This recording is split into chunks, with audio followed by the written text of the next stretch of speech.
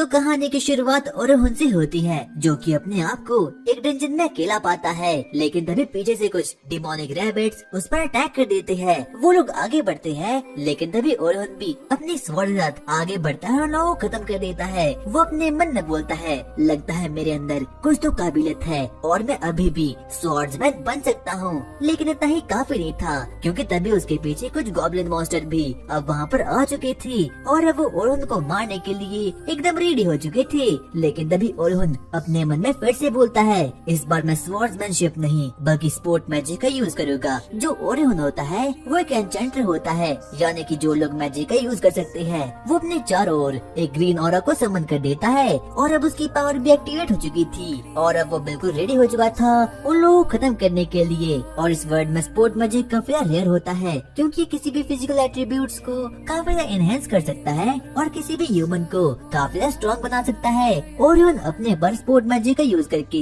उन गॉब्लिन्स की ओर आगे बढ़ जाता है और एक के बाद एक करके उन गॉब्लिन्स को भी खत्म कर लेता है। लेकिन स्पोर्ट मैजिक की सिर्फ और सिर्फ एक ही ड्रॉबैक है कि वो सिर्फ और सिर्फ कुछ सेकंड और कुछ मिनट्स तक की यूज हो सकता है और ओरोहन अपने स्पोर्ट मैजिक को तकरीबन 3 मिनट तक की यूज कर सकता है। इसलिए ना चाहते हुए भी ओरोहन को बार बार अपने स्पोर्ट मैजिक का यूज करके बार बार अपने माना को रिस्टोर करना पड़ता है। वो एक बार वापस से आगे बढ़ता है और उन गॉब्लिन मॉन्स्टर पर अटैक कर देता है। उसके पास स्वॉर्डमैन स्किल भी है, लेकिन साथ साथ में उसके पास एन्चेंटर होने की काबिलियत भी है। लेकिन इतना कुछ होने के बावजूद भी उसे उसी की पार्टी से निकाल दिया गया। हम पास में जाते हैं जहाँ पर कि उसकी पार्टी का बॉस ओलिवर उसके पास आता है और वो उसे बोलता है, ओरोहन हमने फैसला किया है, हम तुम्हें अपनी पार्टी से निकाल देंगे। क्या तुम मुझे अपनी पार्टी से निकाल दोगे? पर क्यों? ओरिहन को कुछ भी समझ था कि आखिरकार ये यहाँ पर हो क्या रहा है, क्योंकि ओलिवर तो उसके बचपन का दोस्त था और उन लोगों ने मिलकर ही इस पार्टी को क्रिएट किया था। लेकिन उसी वक्त ओलिवर के दोस्त, जिसका नाम की एनेली और डेरिक था, वो लोग भी ओरिहन को बिल्कुल भी पसंद नहीं करते थे और उसे बोलना शुरू करते हैं, हाँ तुम्हें यहाँ से भाग जाना चाहिए क्योंकि तुम्हारा मैजिक बिल्कुल भी पावरफुल नहीं है। लेकिन तभी ओलिवर उसे बोलता है, ओरिहन मेरे दोस्त तो मेरे काफी अच्छे दोस्त थे, इसलिए मैंने तुम्हें काफी ज्यादा मौके दिए, पर तुम मेरी उम्मीदों पर खड़े नहीं उतर सके, इसीलिए हमने फैसला किया है कि हम तुम्हें निकाल देंगे। ओरिहन इस चीज को बिल्कुल भी प्रोसेस नहीं कर पाता कि आखिरकार अभी अभी उसके साथ हो क्या रहा है, क्योंकि ओलिवर और बाकी के सभी लोग उसके काफी ज्यादा अच्छे दोस्त थे और उसने इस पार्टी को अपने लाइफ के 8 साल दे दिए थे और तब जाकर अब ये लोग उसे बाहर निकाल रहे हैं। ओलिवर और ओरिहन ने इस पार्टी को तकरीबन 8 साल पहले क्रिएट किया था। उन लोगों ने पहली बार 94th फ्लोर को क्लियर किया था, जो कि सौदर डंजन का एक काफी अच्छा फ्लोर था और काफी ज्यादा डेंजरस भी। और तब से ही लोग उन्हें द हीरोज पार्टी के नाम से जाना करते थे और उन्होंने इस पार्टी को अपना सब कुछ दे दिया, चाहे वो मैजिक हो या फिर कुछ और। लेकिन अब जाकर ये सभी के सभी लोग उसे निकालने का फैसला कर देते हैं। डायरेक्ट और उनको बोलता है, अबे बच्चे तेरे पास कोई भी अच्छी पावर नहीं है, बाकी टीम के एन्चेंटर के पास काफी अच्छी पावर्स है। हमने पिछली रेड में बाकी टीम के एन्चेंटर की पावर देखी थी, जो कि तुझसे तो काफी अच्छी थी। और उनको तो बिल्कुल भी समझा था कि आखिरकार अभी अभी ये हो क्या रहा है। वो लोगों को बोलता है, क्या तुम लोग आखिरकार ये बोल क्या रहे हो? मुझे तुम्हारी बात बिल्कुल भी समझ नहीं आ रही। तुम्हें पता है ना मैं एक स्वॉर्ड्समैन हूँ, लेकिन फिर भी मैं इस टीम के लिए एक एन्चेंटर का रोल निभा रहा हूँ। लेकिन तभी डायरेक्ट उसे बोलता है, ऐसा कुछ भी नहीं है, ओलिवर तुझसे काफी अच्छा स्वॉर्ड्समैन है, इसलिए तुझे ना चाहते हुए भी एन्चेंटर का रोल करना पड़ता है। नहीं, ऐसा बिल्कुल भी नहीं है। और वो लोग तो और उनकी बातों को बिल्कुल भी नहीं मानते। अब कहीं न कहीं और उनको पता चुका था कि आर्ग्यू करने का अब कोई भी पॉइंट नहीं है, क्योंकि उन लोगों ने पहले ही उसकी रिप्लेसमेंट को ढूंढ लिया था। और इस बात को सुनकर तो और उनकी आंखें फटी की फटी रह चुकी थी। उसे बिल्कुल भी विश्वास नहीं होता कि उसी के बचपन के दोस्त ने और बाकी दोस्तों ने उसे ही धोखा दे दिया है। और अब वो अपनी बच्ची कुछ इज्जत लेकर अब वहाँ से निकल जाता है। लेकिन तभी एक लड़की, जिसका नाम की एनेली था, वो उसे कहती है, तुम जैसे लोगों को जो कि किसी भी चीज में अच्छे नहीं होते, हम लोग कहते हैं जैक ऑफ ऑल ट्रेड। हम लोग वापस से प्रेजेंट में आते हैं, जहाँ पर कि ओरिहन अभी भी उन्हें गॉब्लिन्स को खत्म करा था। वो अपने मन में बोलता है, मुझे कैसे बिगड़ के अपनी स्वॉर्ड्समैनशिप और अपने स्पोर्ट मैजिक का यूज करके एक अच्छा खासा और सबसे पावरफुल स्वॉर्ड्समैन और एन्चेंटर बनना होगा। और अब ओरिहन का काम यहाँ पर खत्म हो चुका था, इसलिए वो मैजिकल क्रिस्टल की ओर आगे बढ़ना शुरू कर लेता है। लेकिन तभी पीछे से वहाँ पर कुछ एडवेंचर की पार्टी घबराते हुए और दौड़ते दौड़ते वहाँ पर आ जाती है। वो लोग काफी ज्यादा सदमे में थे और काफी ज्यादा डरे हुए थे, लेकिन और उनको उन लोगों से कोई भी मतलब नहीं था। लेकिन तभी वो लोग आपस में बातचीत करना शुरू करते हैं। बॉस, आज तो हम उन ऑर्क मॉन्स्टर से बाल बाल बचे, लेकिन उस लड़की का क्या होगा जिसे कि हम वहीं पर छोड़ कर आ चुके हैं। अरे चुप रहो, किसी को इस बात की कानो कान खबर नहीं होनी चाहिए। और उन अचानक से रुक जाता है, और जब वो इस बात को सुनता है कि उन लोगों ने अपने ही टीममेट को धोखा दे दिया तो उसे काफी ज्यादा गुस्सा आता है, क्योंकि पास्ट में उसके साथ भी सेम इंसिडेंट हुआ था। और अब और अपने आप को कंट्रोल नहीं कर पाता, इसीलिए वो एडवेंचर के पास जाता है और उनसे बातचीत करना शुरू कर लेता है। मुझे तुम जैसे लोग बिल्कुल भी पसंद नहीं। लेकिन तभी वो बाकी के एडवेंचर्स और उनको बोलना शुरू करते हैं। बच्चे, हमने ऐसा कुछ भी नहीं किया, और अगर तू भी हमारी जगह होता तो तुझे भी ऐसा ही करना पड़ता। हमने तो कुछ भी गलत नहीं किया।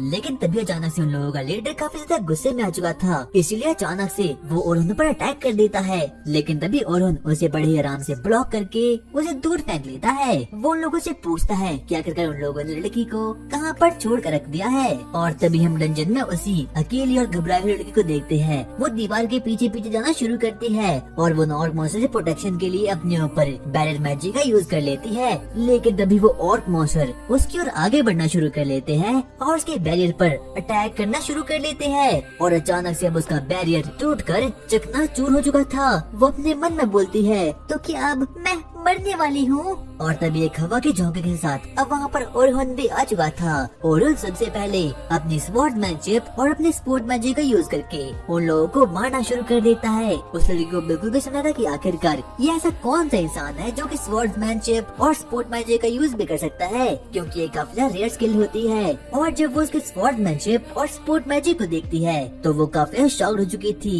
इतने में ही ओरोन आगे बढ़ना शुरू कर लेता है और उन लोगों पर अटैक कर देता है।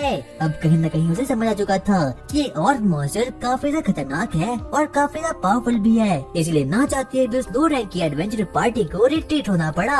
और कहीं न कहीं मुझे समझ आ चुका था कि आखिरकार उन लोगों ने ऐसा क्यों किया था। हम ओरियन को देखते हैं जो कि ऑर्क मॉन्स्टर पर अपनी एन्चेंटेड स्वॉर्ड से अटैक कर देता है और अब वो लोग फाइनली खत्म हो चुके थे। वो उस लड़की को बोलता है, क्या तुम ठीक तो हो ना? हाँ, मैं बिल्कुल ठीक हूँ। और अब वो लोग उस डंजन के बाहर तक आ चुके थे जहाँ पर की ओरियन अपने रास्ते पर आगे बढ़ना शुरू कर लेता है। लेकिन तभी वो लड़की जिसका नाम की सोफिया था वो उसे बोलती है, प्लीज क्या आप रुक सकते हैं? और उनको समझा था कि आखिरकार ये लड़की बोल क्या रही है। लेकिन तभी वो उसके सामने थोड़ी क्यूटी बनने की कोशिश करती है और वो उसे बोलती है, मुझे आपके साथ डिनर पर जाना है। और ओरोहन बेचारा बिल्कुल भी मना नहीं कर पाता और ना चाहते हुए भी अब वो उसके डिनर पर जाने के लिए एकदम हामी भर लेता है। अब वो लोग आगे बढ़ना शुरू कर लेते हैं। लेकिन तभी ओरोहन को उस लड़की के कपड़ों पर कुछ अजीब सा क्रैश दिखाई देता है और उसे याद आता है कि ये क्रैश कहीं न कहीं उसने देखा ही था। बाद में जाकर उसे याद आता है कि जो सोफिया है वो इस किंगडम की सबसे पॉपुलर गिल्ड नाइट्स का सिल्वर ट्राइबर्ड की एक मेंबर है और एक काफी खतरनाक बात होती है। और अब वो लोग डिनर के लिए एक लोकल रेस्टोरेंट में जाते हैं जहाँ पर की सोफिया को अपनी बड़ी बहन सैल्मा मिलती है। और जब सैल्मा सोफिया को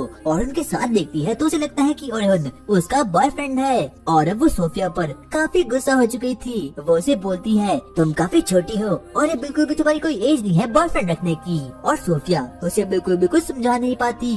और बाद में जाकर ओरोहन को याद आता है कि वो सैल्मा को जानता है, क्योंकि सैल्मा और वो दोनों ही एक ही गिल्ड से ग्रेजुएट हुए थे और वो दोनों ही एन्चेंटर है। और जो सैल्मा होती है वो इस पूरे किंगडम की एक महान एन्चेंटर होती है और यहाँ तक कि वो एक एस रैंक की पार्टी की मेंबर ही थी। और वो सैल्मा ही थी जिसने की एन्चेंटर्स को पूरे किंगडम में और पूरे वर्ल्ड में फेमस किया था। और जो कोई भी किसी भी टीम में रोल होते हैं जैसे कि अटैकर, डिफेंडर और सपोर्टर, ये कुछ भी सैल्मा ही ने किया था।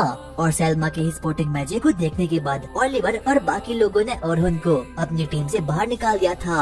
ओरोहन सैल्मा को देखता है और उसे बिल्कुल भी समझा था कि आखिरकार सैल्मा उसे बड़ी ही अजीब तरीके से देख क्यों रही है। सैल्मा को अभी भी लग रहा था कि ओरोहन और सोफिया गर्लफ्रेंड और बॉयफ्रेंड है, लेकिन अब उसकी गलतफहमी दूर हो चुकी थी। लेकिन सैल्मा को ओरोहन की बातों से ऐसा लगता है कि वो सोफिया में बिल्कुल भी इंटरेस्टेड नहीं है। लेकिन तभी सोफिया आगे बढ़ती है और वो सैल्मा को बोलती है, प्लीज आप उस आदमी को मत डांटिए जिसने की मेरी जान बचाई थी। और अब सैल्मा को पता चुका था कि जो सोफिया है उसने अकेले ही डंजन में जाने का फैसला किया था और ओरोहन ने वहाँ पर उसकी जान बचाई थी, इसीलिए वो ओरोहन से माफी मांगती है। और अब सारी गलतफहमी दूर हो चुकी थी। वो लोग आपस में बातचीत करना शुरू करते हैं और सोफिया ये बात बिल्कुल भी समझ नहीं पाती कि आखिरकार ओरोहन और सैल्मा एक दूसरे को कैसे जानते हैं। सलमा को बहुत हैरानी होती है जब उसे पता चलता है कि सोफिया को ऑरन के बारे में कुछ भी नहीं पता, जबकि ऑरन फेमस हीरोज पार्टी का मेंबर रह चुका था। और ये सुनते ही सोफिया काफी ज्यादा शॉक्ड हो चुकी थी, इसीलिए वो ऑरन से जल्दी से जल्द रिस्पेक्ट कर बातें करने लग जाती है। उसे बिल्कुल भी विश्वास नहीं होता कि उसके सामने हीरोज पार्टी का एक मेंबर खड़ा है और वो कोई और नहीं बल्कि ऑरन खुद है। वो उसे बोलती है, सॉरी मुझे माफ करना, मुझे पता नहीं था कि आप कौन हो। तभी ऑरन जल्दी से उन्हें बताता है कि वो किसी भी हीरोज पार्टी का हिस्सा नहीं है, क्योंकि सभी लोग अपनी अपनी राह पर निकल चुके थे और उन लोगों ने ऑरन को पहले ही अपनी टीम से बाहर निकाल दिया था। और सलमा तो ये सुनकर और ज्यादा शॉक्ड हो चुकी थी। उसे बिल्कुल विश्वास नहीं होता कि कोई इतने पावरफुल एजेंट को अपनी टीम से कैसे बाहर निकाल सकता है। फिर वो ऑरन से पूछती है, इसका मतलब ये है कि अभी तुम फ्री हो? ऑरन को लगता है कि सलमा उसे वापस से सिल्वर रैबिट्स को ज्वाइन करने के लिए बोलने वाली है, इसीलिए सलमा अपनी बात पूरी कर पाती उससे पहले ऑरन मना कर देता है, मुझे माफ करना, अभी मैं किसी भी पार्टी को ज्वाइन नहीं करूँगा। सलमा मुस्कुराकर बताती है कि ऑरन ने गलत समझ लिया है, वो उसे ज्वाइन करने की कोशिश नहीं कर रही थी और असल में वो चाहती है कि ऑरन कल होने वाले टीचिंग एक्सपीडिशन में ट्यूटर की तरह शामिल हो और उसका काम होगा नए नए स्टूडेंट को ट्रेन करना। सलमा समझाती है कि इस नए मिशन में ए रैंक के एडवेंचरर्स और उसके ऊपर के लोग नए स्टूडेंट्स को गाइड करेगी, ताकि वो लोग अगले 3 दिन में साउथर्न ग्रिड डंजन के 50th फ्लोर के नीचे आ जाएगी। यह सुनकर ऑरन काफी ज्यादा हैरान हो चुका था, क्योंकि आमतौर पर इतने गहरे जाने में टॉप के एडवेंचरर्स यहाँ तक कि ए रैंक और बी रैंक को भी 6 महीने से लेकर 1 साल तो लग ही जाती है। और सलमा को पहले से पता था कि मिशन काफी ज्यादा मुश्किल होने वाला है, लेकिन नामुमकिन नहीं, क्योंकि वो लोग इस मिशन को कंप्लीट करने के लिए किसी शॉर्टकट को अपनाने वाले हैं। ऊपर से उनके क्लैन के स्पॉन्सर्स इस मिशन को लेकर काफी दबाव भी बना रहे थे और उनको समझ आता है कि अगर बात सिर्फ स्पॉन्सर की होती तो क्लैन इस खतरनाक से प्लान को मना भी कर सकता था, यानी इसके पीछे जरूर कोई न कोई बड़ी वजह है। थोड़ी देर और सोचने के बाद ऑरन पूरी की पूरी बात को समझ आता है और उसे लगता है ऐसे न्यू स्टूडेंट्स जो कि अभी फ्लोर बॉस तक को नहीं हरा सकते, अगर वो लोग फ्लोर के नीचे नीचे लेवल तक पहुंच जाए तो इसके कारण से पूरा का पूरा क्लैन मजबूत हो जाएगा। सलमा को हैरानी होती है कि ऑरन ने इतनी कम जानकारी में पूरी की पूरी बात समझ ली। उसे एहसास होता है कि ऑरन जितना दिखता है उसे काफी इंटेलिजेंट है। दरअसल डंजन में 10 फ्लोर के बाद एक फ्लोर बॉस आता है और उसे हरा कर ही वो लोग आगे बढ़ सकते हैं और नए स्टूडेंट्स को इतना एक्सपीरियंस बिल्कुल भी नहीं होता कि वो लोग अकेले ही फ्लोर बॉस को खत्म कर पाए। इसीलिए अगर उन लोगों का ट्यूटर काफी खतरनाक होगा जो कि फ्लोर बॉस को आराम से हरा सकता है, तो न्यू स्टूडेंट्स को सिर्फ और सिर्फ उस फ्लोर के क्रिस्टल पर रजिस्टर करना होगा और जिससे क्लैन को और बाकी लोगों को काफी अच्छा भी लग सकता है। इसी वजह से क्लैन को ज्यादा से ज्यादा मजबूत ट्यूटर की जरूरत होती है और इसलिए सलमा चाहती है कि ऑरन इस मिशन में शामिल हो। सलमा हल्के से ऑरन के हाथ को पकड़ती है और वो उसे बोलती है, ऑरन मुझे कैसे भी करके थोड़ी छोटी सी स्पोर्ट के साथ खेलना है। और जब ऑरन इस बात को सुनता है तो वो काफी ज्यादा एक्साइटमेंट में आ चुका था और यहाँ तक कि उसी वक्त ऑरन को अपना पास याद आता है कि आखिरकार कैसे उन लोगों ने हीरोज पार्टी से उसे निकाल दिया था, सिर्फ इसीलिए क्योंकि उसका स्पोर्ट मैजिक सलमा से काफी ज्यादा कमजोर था। वो अपनी यादों से बाहर निकलता है, लेकिन उसे एहसास होता है कि अगर वो वापस से एन्चेंटर बना तो आगे जाकर उसे पछताना पड़ेगा। वो धीरे से अपने हाथ को छुड़ाता है और सलमा से कहता है, अब मुझे माफ करना, मैं नहीं आ सकता क्योंकि मेरे आगे के कुछ अलग प्लान है। और तभी सोफिया फिर से मासूम सा चेहरा बनाकर ऑरन से साथ चलने को बोलती है। उसकी हालत देखकर ऑरन खुद को मना नहीं कर पाता और आखिरकार मान ही जाता है, लेकिन वो साफ शब्दों में सलमा से कहता है, सलमा अब मैंने अपने रास्ते को बदल दिया है और अब मैं एक स्वॉर्ड्समैन बन चुका हूँ। अगर मैं तुम्हारे साथ आऊंगा तो मैं एक स्वॉर्ड्समैन के तौर पर आऊंगा, ना कि किसी एजेंट के तौर पर। और सलमा इस चीज को सुनकर थोड़ी बहुत हैरान तो हो ही चुकी थी, लेकिन फिर वो सोचती है कि इससे ज्यादा फर्क नहीं पड़ता, क्योंकि अगर हालात बिगड़े तो वो मान लेती है कि ऑरन फिर से एन्चेंटमेंट के तौर पर लौट सकता है। वो ऑरन से कहती है, अगर तुम आ रहे हो तो कल सुबह सुबह सिल्वर रैबिट हेडक्वार्टर पहुँच जाना। और उसी रात ऑरन अपने दारू के अड्डे पर बैठ जाता है। दुकान का मालिक बंद करने वाला था, लेकिन जैसे वो ऑरन को देखता है वो ऐसा करने से साफ साफ मना कर देता है और अब ऑरन को अपने साथ अंदर बिठाकर वहाँ पर पिलाना शुरू कर देता है। वो लोग आपस में बातचीत करना शुरू करते हैं। दरअसल वो बूढ़ा आदमी पहले से ही ऑरन को जानता था। वो उसे बोलता है, ऑरन बेटा तुम्हारा बहुत बहुत शुक्रिया, क्योंकि तुम्हारी वजह से ही मेरी दुकान चल पाई थी और यहाँ तक कि जब तुम एक फेमस एडवेंचर पार्टी के मेंबर बने तब तुमने मेरी दुकान को एडवर्टाइज भी किया। इसके लिए मैं हमेशा तुम्हारा आभारी रहूंगा। और जब ऑरन इस बात को सुनता है तो वो अपने ऊपर शर्मिंदा फील करता है, क्योंकि अब वो किसी भी हीरोज पार्टी का मेंबर नहीं रहा और सभी लोग तो उसे वैसे भी हीरोज पार्टी की वजह से जानते थे, लेकिन अब उसके पास ऐसा कुछ भी नहीं रहा। इसीलिए अब वो सोच में पड़ चुका था, लेकिन तभी वो बूढ़ा आदमी उसके मूड को वापस से ठीक कर देता है। और अब अगली सुबह ओरन सिल्वर रैबिट्स में जाता है, जहाँ पर उसकी मुलाकात सिल्वर रैबिट्स के हेड विंस से होती है। वो लोग एक दूसरे से सबसे पहले इंट्रोड्यूस होना शुरू हो चुके थे और कहीं न कहीं विंस को ओरन के बारे में पहले ही बहुत कुछ पता था, जैसे कि वो हीरोज पार्टी का मेंबर है और साथ साथ में वो एक एजेंट भी है।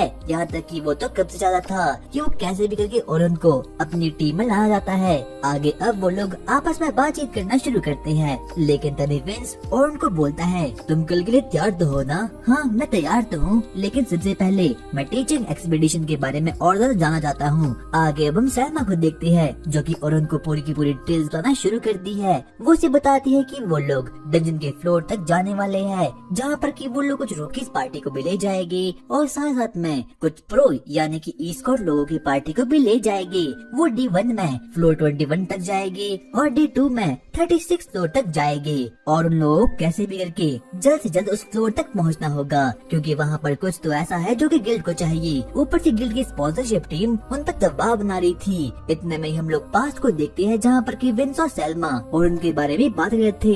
इतने में ही विंस सैलमा को बोलता है, मुझे पता है ओरन को हीरोज की पार्टी ने छोड़ लिया, पता नहीं उन लोगों ने ऐसा क्यों किया, क्योंकि ओरन एक एस है, यानी कि उसके पास काफी ज्यादा कमाल की पावर है और अगर हीरोज की पार्टी ने ऐसा किया तो वो बेचारे वीक बन जाएंगे। इतने में ही सैलमा आगे से बोलती है, हाँ आपने सही कहा, क्योंकि जो ओरन है वो काफी अच्छा खासा और काफी ज्यादा पावरफुल एंजेंटर है। यहाँ तक कि उसकी एंजेंटिंग स्पीड मुझे थोड़ी वीक है, लेकिन उसकी कास्टिंग स्पीड मुझसे भी 4 टाइम्स ज्यादा स्ट्रॉन्ग है और वो फ्यूचर को पहले प्रेडिक्ट कर सकता है कि आखिरकार एनिमी कौन सा अटैक करने वाला है और वो काफी ज्यादा पावरफुल भी है। हम लोग वापस से प्रेजेंट में आते हैं, जहाँ पर कि ओरन को पूरी की पूरी जानकारी मिल चुकी थी कि आखिरकार वो लोग यहाँ पर क्या करने वाले हैं, लेकिन कहीं न कहीं ओरन को इन चीजों पर शक हो रहा था, क्योंकि उनकी प्लानिंग ठीक ढंग से हुई नहीं थी। इतने में ही वो लोग उससे अपनी टीमिंग के बारे में बताना शुरू करते हैं। वो ओरन को बताते हैं कि उन लोगों के पास 10 रूकीज की पार्टी है और 5 ई-स्पोर्ट पार्टी है, और जिस बात को सुनकर कि ओरन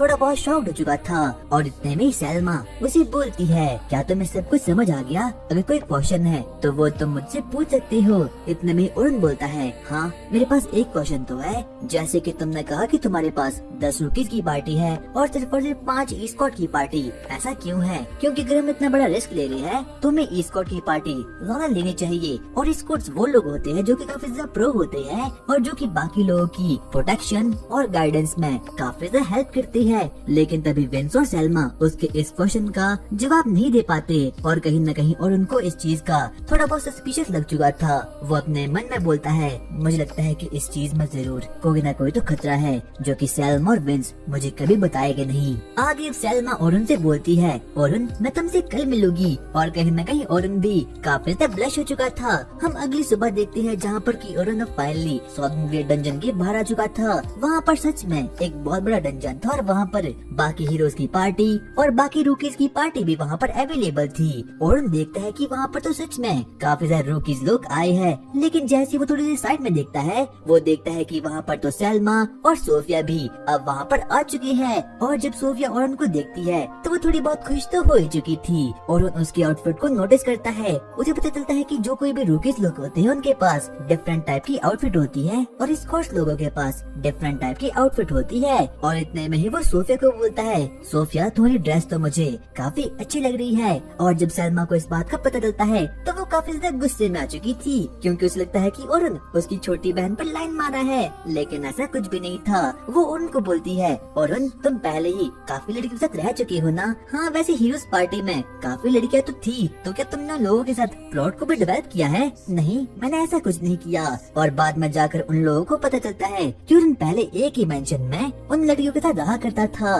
लेकिन तभी सोफिया उसे बोलती है, मिस्टर ओरन आखिरकार आप अब कहाँ रहते हो? दरअसल मैं अब एडवेंचर गिल्ड के इन में रहता हूँ। लेकिन तभी सैलमा सोफिया को बोलती है, सोफिया आखिरकार तुम्हें क्यों जानना है? कहीं तुमको प्लॉट को तो डेवलप नहीं करना? अरे अरे नहीं ऐसा कुछ भी नहीं है। और अब वो लोग रूकीज की ओर आगे बढ़ना शुरू कर लेते हैं, क्योंकि जो कोई भी रूकीज लोग होते हैं वो काफी ज्यादा टेंशन में आ चुके थे, क्योंकि उन लोगों के फर्स्ट डेट थी। और इतने में सोफिया भी अब अपने ग्रुप के पास वहाँ पर निकल चुकी थी। आगे हम लोग देखते हैं कि ओरन और सेल्मा अपने बाकी स्क्वाड मेंबर से मिलते हैं, जहाँ पर कि उन लोगों की मुलाकात एंथम द डिफेंडर से होती है। बर्नार्ड जो कि और डिफेंडर था और केथी जो कि एक हीलर थी, और इन लोगों के साथ ही सेल्मा और ओरन भी बाकी टीम्स के स्क्वाड मेंबर बनने वाले हैं, जो कि बाकी की रूकीज टीम को प्रोटेक्शन और बाकी चीजें प्रोवाइड करेगी। और सेल्मा बाकी लोगों को ओरन के बारे में बताना शुरू कर देती है कि जो ओरन है वो एक अटैकर है और साथ साथ में एक एन्चेंटर भी है। और जब बाकी लोग इस चीज को सुनते हैं तो वो लोग उससे काफी ज्यादा इम्प्रेस हो चुके थे। इतने में ही हम लोग सेल्मा के पास को देखती है, वो विंस के पास जाती है। इतने में ही विंस उसे बोलता है, सेल्मा मुझे पता है हमने बहुत ही पावरफुल एस को खोया है, लेकिन अब हमारे पास ओरन है और वो भी एक एन्चेंटर है, और अगर हमने उसकी पावर का यूज किया तो हमारा गिल्ड वापस से टॉप पर आ जाएगा। हम लोग वापस से प्रेजेंट में आते हैं, जहाँ पर हम देखते हैं कि जो सेल्मा होती है वो काफी ज्यादा टेंशन में आ चुकी थी, क्योंकि अब उसे कैसे भी करके ओरन के साथ काम करना होगा और ग्रेट डंजन के 51 फ्लोर तक पहुंचना होगा, चाहे जो भी हो जाए। और वैसे भी ओरन इस वक्त अटैकर का काम करा है और ना कि एजेंटर का। और तभी सेल्मा ओरन को बोलती है, आओ अब हम लोग रूकी से मिलते हैं। और अब वो लोग नए स्टूडेंट्स के पास जाते हैं, जहाँ पर कि सेल्मा उन लोगों से बातचीत करना शुरू कर देती है। कहीं ना कहीं उसे पता था कि जो कोई भी नूब लोग हैं ये काफी ज्यादा डरे हुए हैं, इसीलिए वो उनको ओरन के साथ इंट्रोड्यूस करवा देती है। वो बोलती है, इससे मिलो, ये ओरन है और ये पहले ही फ्लोर के 94 लेवल तक पहुँच चुका है और एक ग्रेट डंजन को काफी अच्छे तरीके से जानता है। और जब बाकी के रूकीज इस बात को सुनते हैं तो वो लोग काफी शॉक्ड हो चुके थे, क्योंकि 94 फ्लोर तक पहुंचना कोई बच्चों का काम तो बिल्कुल भी नहीं था। और अब कहीं ना कहीं उन लोगों को लग रहा था कि अब ओरन उनके साथ है तो वो लोग जरूर उस ग्रेट डंजन तक पहुंच पाएगी। और सेल्मा उन लोगों को बताती है कि आप लोगों को पता है कि जो ओरन है वो हीरोज पार्टी का 5 मेंबर रह चुका है। और जब बाकी के नूब लोग और बाकी के बच्चे इस बात को सुनते हैं तो वो लोग सच में ही काफी शॉक्ड हो चुके थे, क्योंकि सभी लोग हीरोज की पार्टी को काफी ज्यादा ओपी मानते थे और वो लोग उसकी काफी रिस्पेक्ट करते थे। इतने में ही सेल्मा भी और उनके पास आ जाती है और उनसे बोलता है, सेल्मा लगता है तुमने कुछ ज्यादा ही बोल दिया। अरे नहीं ओरन, ऐसा बिल्कुल भी नहीं है, देखो तुम्हारे बारे में सुनकर ये बच्चे काफी ज्यादा मोटिवेट हो चुके हैं। आगे हम बाकी लोगों को देखते हैं, जहाँ पर कि अब सभी के सभी लोगों को पता चल चुका था कि जो ओरन है वो पहले से ही हीरोज पार्टी का मेंबर रह चुका है और हीरोज की पार्टी नंबर 1 पार्टी हुआ करती थी। इसीलिए अब सभी के सभी लोग ओरन को काफी रिस्पेक्ट देना शुरू करते हैं। इतने में सेल्मा ओरन को बोलती है, चलो अब हम लोग वापस से अपने अपने काम पर लग जाते हैं। और अब ओरन भी इस चीज को मान जाता है और अब ओरन अपने ग्रुप के पास जाता है, जिसे कि वो आज की रेड में एस्कॉर्ट करने वाला है। और इस ग्रुप का नाम ग्रुप 10 होता है, जिसमें कि सिर्फ और सिर्फ 3 मेंबर शामिल होते हैं और बाकी के सभी ग्रुप्स में 4 मेंबर्स होते हैं। इतने में ही ओरन उन लोगों को बोलता है कि हमारी पार्टी का कोई मेंबर लेट हो चुका है। इतने में एक लड़का जिसका नाम की लोगन था वो बोलता है, नहीं ऐसा बिल्कुल भी नहीं है, क्योंकि इस पूरे के पूरे गैंग में हमारा ग्रुप ही सबसे ज्यादा शक्तिशाली है और इसीलिए हम लोगों को सिर्फ और सिर्फ 3 मेंबर की जरूरत चाहिए होती है। और इतने में ही हम लोग लोगन नाम के एक बच्चे को देखते हैं और उसका एटीट्यूड तो स्वर्ग छूड़ा था, क्योंकि उसमें तो काफी ज्यादा एटीट्यूड भरा पड़ा था। और अब इतने में ही ओरन उन लोगों को बोलता है, तो चलो सबसे पहले हम लोग इंट्रोडक्शन स्टार्ट करते हैं। बच्चे सबसे पहले तेरी बारी। और सबसे पहले वो बच्चा आगे आता है और वो बोलता है, मेरा नाम लोगन है और मैं ग्रुप 10 का लीडर भी हूँ और साथ में मेरे पास काफी ज्यादा ओपीसी पावर भी है। मैं एक एन्चेंटर हूँ और फ्यूचर में जाकर मैं ही सेल्मा को पीछे छोड़ूंगा।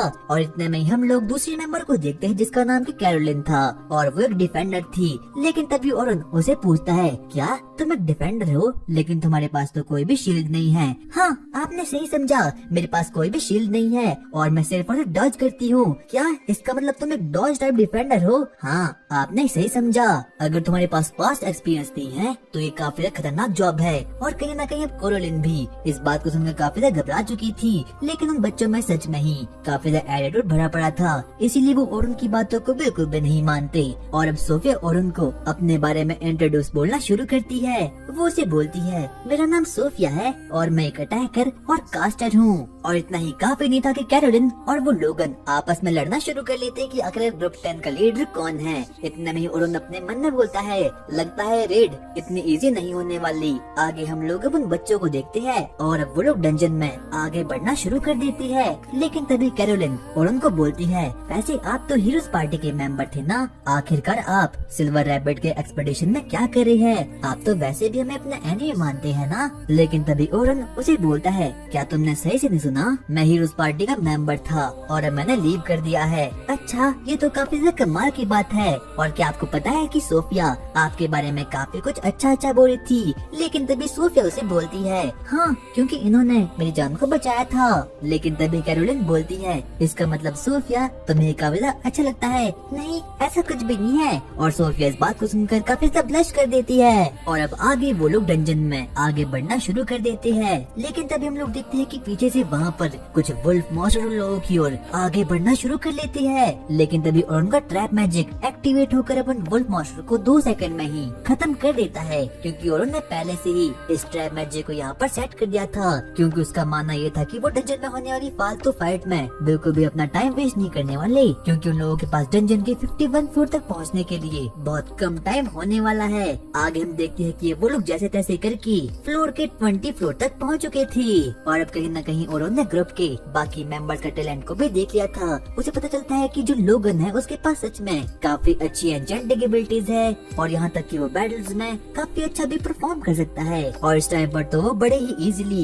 ए रैंक पार्टी में शामिल हो सकता है। और एक बात जिसमें कि वो बिल्कुल भी अच्छा नहीं है वो है दूसरों को गाइड करने में, लेकिन फिर भी वो काफी ज्यादा कमाल का एंजेंटर है। और अब अगली बारी आती है कैरोलिन की, जो कि सच में एक अच्छी सी डिफेंडर है, लेकिन उसके भी काफी ज्यादा ड्रॉबैक्स है, जैसे कि वो सिर्फ और सिर्फ अपनी स्पीड की सहायता से काफी चीजों को डॉज कर लेती है और वो सिर्फ और सिर्फ कुछ डैगर्स को यूज करती है, बल्कि वो एक डिफेंडर है, इसीलिए उसे एक शील्ड का भी यूज करना चाहिए। और अंत में आती है सोफिया। सोफिया दरअसल में उन दोनों से ही काफी ज्यादा वीक है, लेकिन वक्त के साथ साथ वो काफी ज्यादा स्ट्रॉन्ग हो जाएगी। और अब आगे हम लोग बाकी की हीरोज की पार्टी को देखते हैं। वो सभी के सभी लोग फाइनली 20 फ्लोर तक पहुंच चुके थे।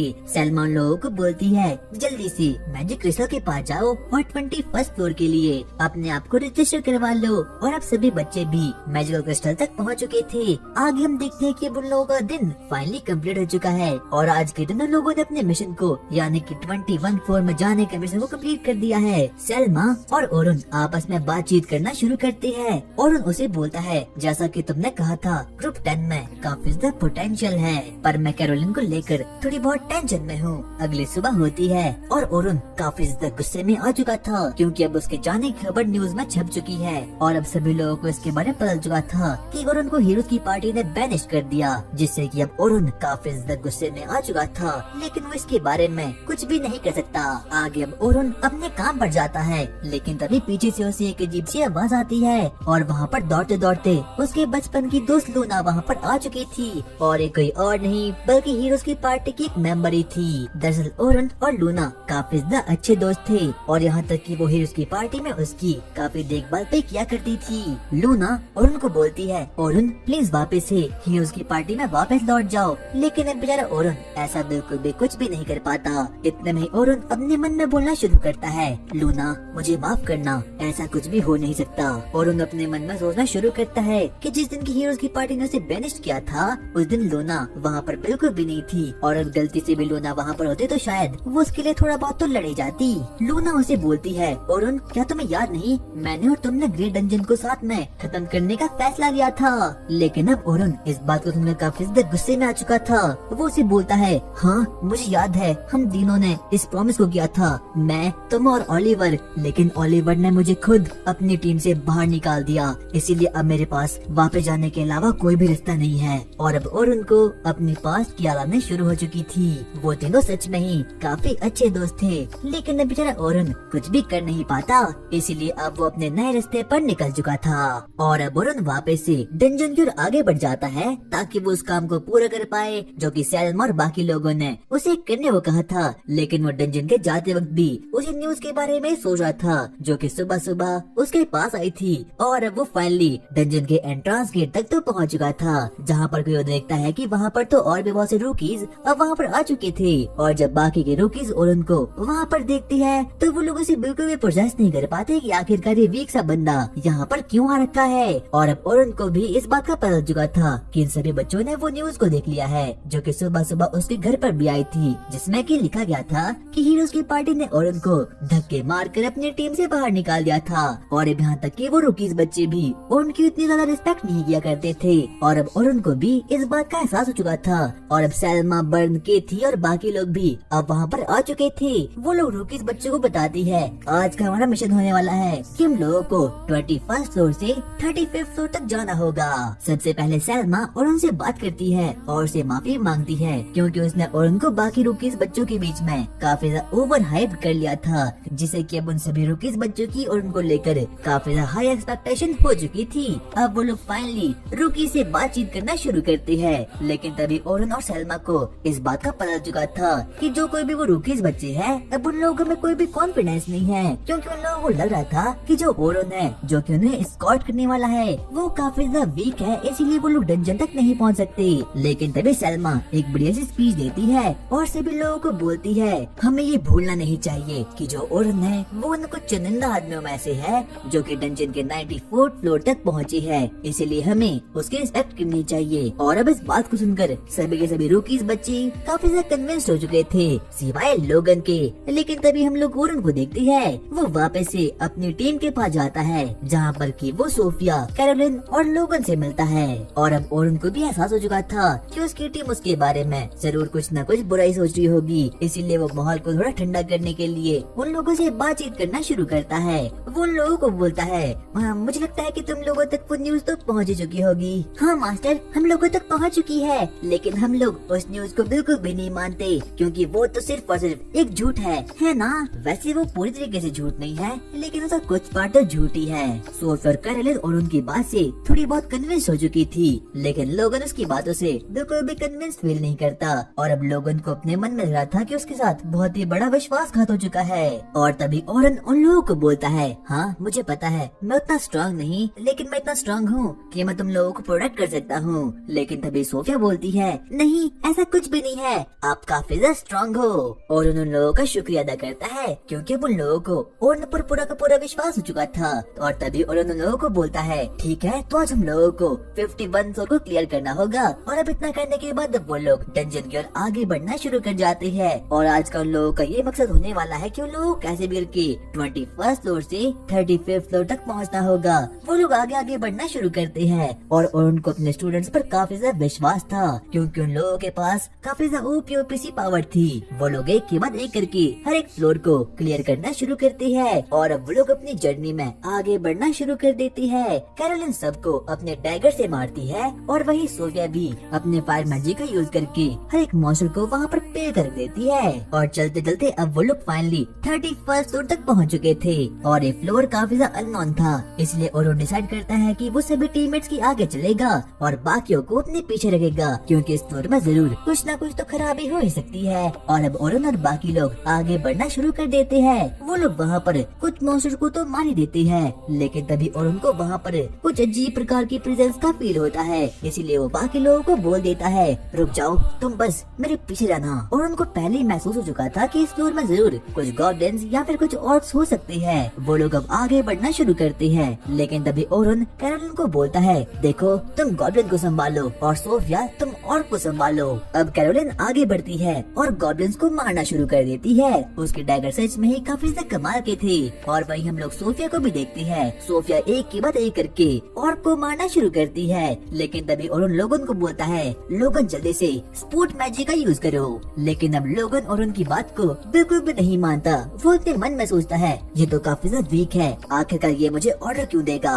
इसीलिए वो पहले ही कुछ मैजिकल सर्कल को अपने हाथों में स्पॉन करके उन लोगों को स्पोर्ट करना शुरू कर देता है। वही हम लोगन को देखते हैं और वो कैरोलिन पर अपने स्पोर्ट मैजिक का यूज करके उसके ऑरा और बाकी चीजों को बफ कर लेता है, लेकिन उसका ध्यान सोफिया पर नहीं पड़ता। और तभी हम लोग सोफिया को देखते हैं और सोफिया अचानक से एक जगह पर रुक चुकी थी और जैसे ही सोफिया ऑर्क को देखती है वो कोई भी एक्शन नहीं ले पाती क्योंकि पास्ट में उसके साथ बहुत बुरा हो चुका था।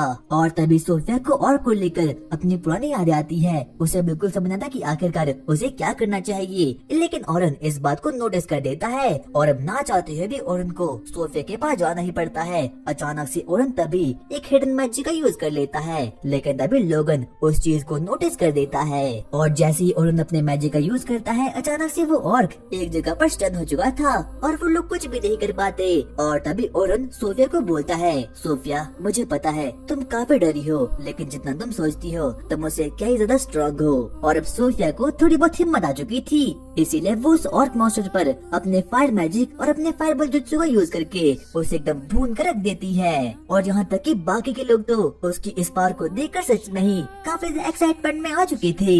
कैरोलिन सोफिया को हक करती है और अरुण उसे बोलता है, सोफिया तुमने काफी अच्छा काम किया। और अब वो लोग फाइनली डंजन के 35th फ्लोर तक पहुँच चुके थे और जहाँ पर उन लोगों का सामना एक बहुत ही खतरनाक टैरेंटुला मॉन्स्टर से होता है। और लोगन तो टैरेंटुला मॉन्स्टर को देखकर सच में ही काफी डर चुका था, लेकिन सोफिया और कैरोलिन को उन पर पूरा का पूरा विश्वास था, इसीलिए उन लोगों को लग रहा था कि वो टैरेंटुला मॉन्स्टर उन लोगों का कुछ भी बिगाड़ नहीं पाएगी। लेकिन तभी हम सोफिया और कैरोलिन को देखते हैं, इसीलिए अब वो लोग उस टैरेंटुला मॉन्स्टर को खत्म करने के लिए आगे बढ़ना शुरू कर लेते हैं। लेकिन तभी जो लोगन होता है वो सच में ही काफी डर चुका था। कैरोलिन आगे बढ़ती है और अब उस टैरेंटुला मॉन्स्टर पर अपने डैगर से वार करना शुरू कर देती है। और वहीं अरुण उन लोगों को अपनी स्ट्रेटेजी बनाना शुरू करता है कि आखिरकार उन लोगों को वहाँ पर क्या क्या करना चाहिए। कैरोलिन अब पूरे के पूरे विश्वास में आ चुकी थी और वो अपनी पूरी पावर का यूज करके उन लोगों पर मारना शुरू कर देती है। और वहीं हम लोगन को देखती है और लोगन इस वाली बैटल में स्पोर्ट मेज का इस्तेमाल करा था, वो कैरोलिन को बफ कर लेता है और अब उसकी एबिलिटीज को भी थोड़ी बहुत एनहांस कर देता है। कैरोलिन के पास अब स्ट्रेंथ बूस्ट और बाकी की चीजें भी अब बूस्ट आ चुकी थी और अब कैरोलिन के सभी स्टैट्स काफी ज्यादा बफ हो चुके थे और वो एक के बाद एक करके अब उस पर मारना शुरू कर देती है। लेकिन तभी अब वो टैरेंटुला कैरोलिन पर अटैक कर देती है। कैरोलिन के पास अब कोई भी दूसरा ऑप्शन नहीं बचता, इसलिए ना चाहते हुए भी अब उसे डॉज करना ही पड़ता है। लोगन को लगता है कि उसे कोई स्पोर्ट मैच नहीं बाकी आगे बढ़कर उसे 1v1 फाइट करनी होगी, लेकिन तभी अरुण उसे काम करने की कोशिश करता है और वो उसे बोलता है, नहीं लोगन तुम आगे नहीं जा सकते, क्योंकि अगर तुम आगे गए तो कैरोलिन और सोफिया अच्छे से काम नहीं कर पाएगी। इसलिए ना चाहते हुए भी लोगन को अब वहीं पर रुकना ही पड़ता है। और अब वहीं पर कैरोलिन और उनके कहने पर टैरेंटुला पर जंप कर देती है। वो उसकी हर एक पार्ट को काटना भी शुरू कर देती है, लेकिन अभी तक वो टैरेंटुला मॉन्स्टर बिल्कुल भी खत्म नहीं होती, क्योंकि उस टैरेंटुला के पास सच में ही काफी ज्यादा ओपीसी पावर होती है। उसके पास बहुत बड़े बड़े से फैंग्स भी होते हैं और यहाँ तक कि वो एक वेनमस मॉन्स्टर था, यानी कि जिसके पास काफी ज्यादा हाई लेवल की पावर्स होती है। और तभी अरुण लोगन को बोलता है, कैरोलिन पर जल्द से जल्द एजिलिटी और स्ट्रेंथ का बफ लगा लो। और अब लोगन भी ठीक वैसा ही कर देता है और अब वो कैरोलिन के सभी स्टैट्स को काफी बफ कर लेता है। लेकिन तभी अरुण वापस से सोफिया को बोलता है, सोफिया जल्दी से इस टैरेंटुला मॉन्स्टर को जमीन पर गिरा लो और अपने एरो कटर और अपने एरो बर्न का यूज करो। और अब सोफिया भी ठीक वैसा ही करती है, वो अपने स्टाफ को उठाती है और टैरेंटुला मॉन्स्टर पर एरो कटर का मैजिक का यूज करके अब उसकी लेग्स को एकदम काट कर रख देती है, जिसकी वजह से कि अब टैरेंटुला मॉन्स्टर जमीन पर गिर चुकी थी। उसके पास अब कोई भी पावर नहीं बची होती और अब लोगन भी अपने गार्ड को थोड़ा बहुत डाउन कर लेता है। कैरोलिन अब सच में ही काफी ज्यादा एक्साइटमेंट में आ चुकी थी, वो खुशी के मारे बोलना शुरू करती है, वाह हम जीत चुके हैं, हम जीत चुके हैं। और इससे पहले कि अरुण कुछ बोल पाता, वो टैरेंटुला मॉन्स्टर वापस से उठकर एकदम खड़ी हो जाती है और वो कैरोलिन पर अपने वेब मैजिक का यूज करके जकड़ कर रख देती है। और अब कैरोलिन को बिल्कुल भी समझ आता कि आखिरकार उसे इस वक्त तक करना क्या चाहिए। अब वो सच में ही काफी डर चुकी थी, क्योंकि वो चाहे जितना भी ट्राई करती वो ऐसा बिल्कुल भी नहीं कर पाती। और यहाँ तक कि लोग अब उसकी स्ट्रेंथ और बाकी चीजों को बफ करने का भी ट्राई करता है, लेकिन फिर भी कैरोलिन कुछ भी नहीं कर पाती। वो टैरेंटुला मॉन्स्टर कैरोलिन को अपने मुंह की ओर खींचना शुरू कर लेती है। लेकिन तभी अरुण सोफिया को बोलता है, इसके वेपन्स पर अपने बफ मैजिक का यूज करो। और अब सोफिया भी ठीक वैसे ही करती है, जिससे कि कैरोलिन के वेपन सच में ही काफी एनहांस हो चुके थे। लेकिन नहीं काफी नहीं था कि सोफिया पर वापस से अपने रॉक मैजिक का यूज करती है, जिससे कि वो टैरेंटुला मॉन्स्टर सच में ही एकदम खत्म हो चुकी थी और अब कैरोलिन भी बच चुकी थी। लोगन तुमने काफी अच्छा काम किया और अब आज का उन लोगों का मिशन एकदम कंप्लीट हो चुका था। वो लोग केव से बाहर जाते हैं और जहाँ पर कि सैलम और बाकी लोग उन रूकीज को कांग्रेचुलेट करते हैं। और वहीं पर अरुण भी अपने घर जाने के लिए एकदम रेडी हो चुका था, लेकिन तभी पीछे से अब वहाँ पर आंट और बर्ड अरुण के पास आते हैं और वो उसे बोलते हैं, अरुण क्यों ना आज तुम हमारे साथ खाने पर चलो। और अब अरुण भी अपनी अपनी पार्टी मेंबर्स की बात मानकर उन लोगों के साथ डिनर पर निकल जाता है। और वहीं हम लोग सोफिया, लोगन और कैरोलिन को देखते हैं जो कि एक वैगन में थे। लेकिन तभी लोगन सोफिया से बोलता है, जब ओरुन तुमसे पहली बार मिला आखिरकार वो किस टाइप के मैजिक का यूज कर रहा था। और अब सोफिया भी उसे हर एक चीज के बारे में बता देती है और वो उसे बताती है सबसे पहले उन्होंने मुझे बचाने के लिए एक समथिंग स्पेल का यूज किया और अपनी स्वॉर्ड मैजिक का भी यूज किया, जिससे कि उन्होंने एक स्लैश में उन नोकर्स को खत्म कर लिया था। और तब जाकर लोगों को एहसास होता है कि ओरुन कोई आम आदमी नहीं है, बल्कि उसके पास तो काफी ज्यादा ओपी प्रकार की मैजिकल एबिलिटी है। यहाँ तक कि वो एक स्वॉर्ड्समैन भी है और यहाँ तक कि वो एक एन्चेंटर भी है, यानी कि उसके पास 2 क्लास का मैजिकल टैलेंट है। इसका मतलब वो कोई नॉर्मल मेज नहीं बल्कि एक जीनियस है। और वही हम लोग ओरुन और उसके दोस्तों को देखते हैं। वो लोग एक रेस्टोरेंट में जाते हैं और वहाँ पर वो लोग खाना पीना शुरू कर देते हैं, जहाँ पर की बर्न और आंट ओरुन को बोलते हैं तुम जो कुछ भी चाहो वो ऑर्डर कर सकते हो। और अब वो लोग उसे पूछना शुरू करते हैं, ओरुन वैसे तुम्हारा रियल रोल क्या है, क्योंकि पहले हीरोज की पार्टी में तुम एक एन्चेंटर थे और अब तुम बोलते हो कि तुम एक स्वॉर्ड्समैन हो। और अब ओरुन उन लोगों को बताता है कि वो असल में एक स्वॉर्ड्समैन ही है। बचपन से वो एक स्वॉर्ड्समैन ही था, जब से कि एक बीस्ट ने उनके विलेज पर अटैक कर दिया था और ओरुन के ग्रैंडफादर जो खुद एक स्वॉर्ड्समैन थे, उन्होंने उस बीस्ट को एक ही स्लैश में खत्म कर लिया। और तब से ओरुन ने डिसाइड कर दिया था कि वो चाहे जो भी हो जाए एक अच्छा खासा स्वॉर्ड्समैन बनेगा। और उसके बाद उसने हीरोज की पार्टी को ज्वाइन किया। लेकिन जैसे जैसे वो लोग डंजन के लोअर लेवल पर जाते रहे, वैसे उन लोगों की टीम के बाकी के एट्रीब्यूट्स काफी लो होने शुरू हो चुके थे। इसीलिए ना चाहते हुए भी ओरुन को स्वॉर्ड्समैन से एक एन्चेंटर में शिफ्ट होना पड़ा। लेकिन अब मेरा मिशन है कि मुझे एक ऐसा स्वॉर्ड्समैन बनना है जो कि दुनिया में सबसे ज्यादा पावरफुल हो, और वो स्वॉर्ड्समैन जो कि डंजन को अकेले ही बिना पार्टी के एक्सप्लोर कर ले। और वही हीरोज की पार्टी कल उसी डंजन में आने वाली है जिस डंजन को इस वक्त ओरुन एक्सप्लोर कर रहा है। और अगले ही दिन ओरुन डंजन की ओर आगे बढ़ जाता है, क्योंकि आज के ही दिन उसका डंजन में लास्ट काम होने वाला है। आज के दिन उसे कैसे भी करके रुकीज की पार्टी को 51st फ्लोर तक ले जाना होगा। ओरुन आगे बढ़ना शुरू करता है और वो फाइनली डंजन तक तो पहुंच चुका था, और जहां पर कि उसकी मुलाकात लोगन, सोफिया और कैरोलिन से होती है। वो ओरुन को देखकर सच में ही काफी ज्यादा खुश हो चुके थे और आज के ही दिन वो लोग काफी ज्यादा कॉन्फिडेंस में भी थे। और यहाँ तक कि जब वो लोग ओरुन को देखती है तो वो उससे काफी ज्यादा रिस्पेक्ट से बातचीत करना शुरू करते हैं। लेकिन तभी कैरोलिन ओरुन को बोलती है, ओरुन सोफिया से कुछ कहना चाहती है, लेकिन सोफिया उसको कहने में थोड़ी बहुत शाय फील करती है। लेकिन तभी कैरोलिन उसे एल्बो मारकर बोलती है, हाँ तुम्हें बोलना ही होगा। दरअसल जब कल रात सोफिया बात ले रही थी तो उसने कैरोलिन को बोला था, मैं चाहती हूँ कि ओरुन हमेशा हमारे साथ नाइट सिल्वर रैबिट में ज्वाइन हो जाए। और इससे पहले सोफिया ओरुन को कुछ बोल पाती, लेकिन तभी सैल्मा ओरुन को अपनी ओर बुला देती है और अब ओरुन भी आगे बढ़ना शुरू करता है।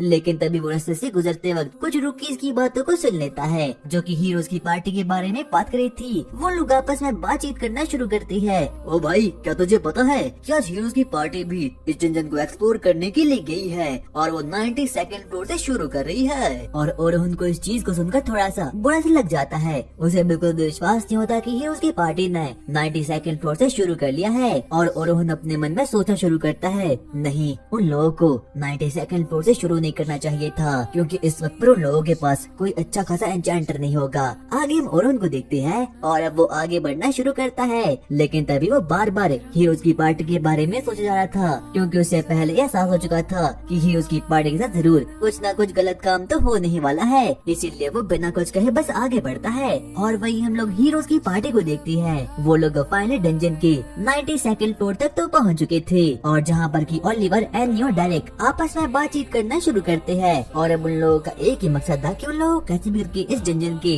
95th फ्लोर से 96th फ्लोर तक जाना होगा, क्योंकि जब तक उन लोगों के साथ ओरुन था तब तक वो लोग कभी भी 95th फ्लोर के आगे तक नहीं पहुंच पाए। और जब उनके पास एक नई एन्चेंटर आ चुकी है तो वो लोग सच में ही काफी खुश हो चुके थे। और तभी हम लोग हीरोज पार्टी की नई एन्चेंटर से मिलते हैं जिसका नाम की फिली था। लेकिन लूना तो पहले से ही इसके सख्त खिलाफ थी। उन लोगों का मानना था कि अभी उन लोगों के पास ओरुन नहीं है, इसीलिए उन लोगों को डंजन के 50 या फिर 30 फ्लोर से शुरू करना चाहिए। और वो लोग 92nd फ्लोर को कभी भी पार नहीं कर पाएगी, क्योंकि जब वो लोग पहले डंजन के 94th फ्लोर तक पहुँचे थे तब उन लोगों का सामना एक ब्लैक ड्रैगन से हो रखा था।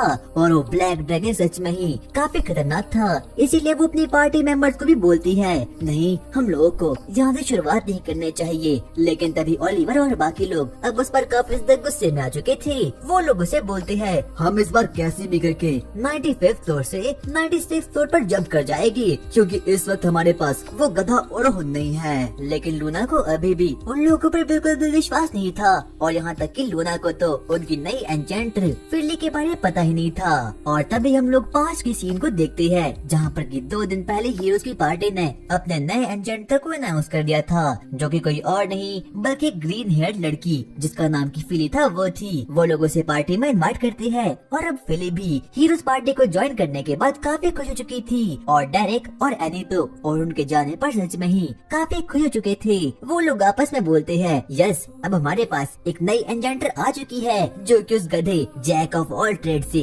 काफी ज्यादा खतरनाक है। और अब वो लोग फिली को अपनी पार्टी में पाकर सच में ही काफी खुश हो चुके थे, क्योंकि उन लोगों को ओरन बिल्कुल भी पसंद नहीं था। और अब वो सभी लोग फिली की आने की खुशी में दारू पार्टी करना शुरू करते हैं। लेकिन तभी दौड़ते दौड़ते वहाँ पर लूना भी अब वहाँ पर आ चुकी थी। वो ओलिवर पर काफी ज्यादा गुस्से में बोलती है, मुझे तुमसे कुछ बात करनी है। लेकिन तभी ओलिवर उसे बोलता है, अगर तुम्हें मुझसे बात करनी है तो यहीं पर करो। ठीक है, तुमने सुना है कि ओरुन नाइट सिल्वर रैबिट में ज्वाइन हो चुका है, लेकिन आखिरकार ऐसे कैसे हो सकता है, क्योंकि वो तुम्हारी पार्टी का मेंबर है ना। और तभी लूना भी उन लोगों की बात को सुनकर काफी शॉक्ड फील करती है। वो लोग आपस में बातचीत करना शुरू करते हैं। हमें पता है उस नल्ले ओरोहन ने जरूर हमारे ही बैच का यूज किया होगा, ताकि वो नाइट सिल्वर रैबिट में ज्वाइन हो पाए। लूना को शुरुआत में तो कुछ भी समझ आता कि आखिरकार यहाँ पर चल गया है, लेकिन तभी ओलिवर उसे बोलता है, ऐसा इसलिए है क्योंकि हम लोगों ने ओरोहन को अपनी टीम से निकाल दिया।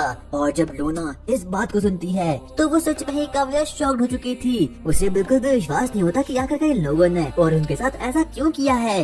डायरेक्ट उसे बताता है, लूना तुम्हें तो पता ही है ना कि ओरोहन के पास उतनी अच्छी खासी एन्चेंटमेंट एबिलिटी नहीं थी, इसीलिए हम लोगों को उसे अपनी गिल्ड से बाहर निकालना पड़ा।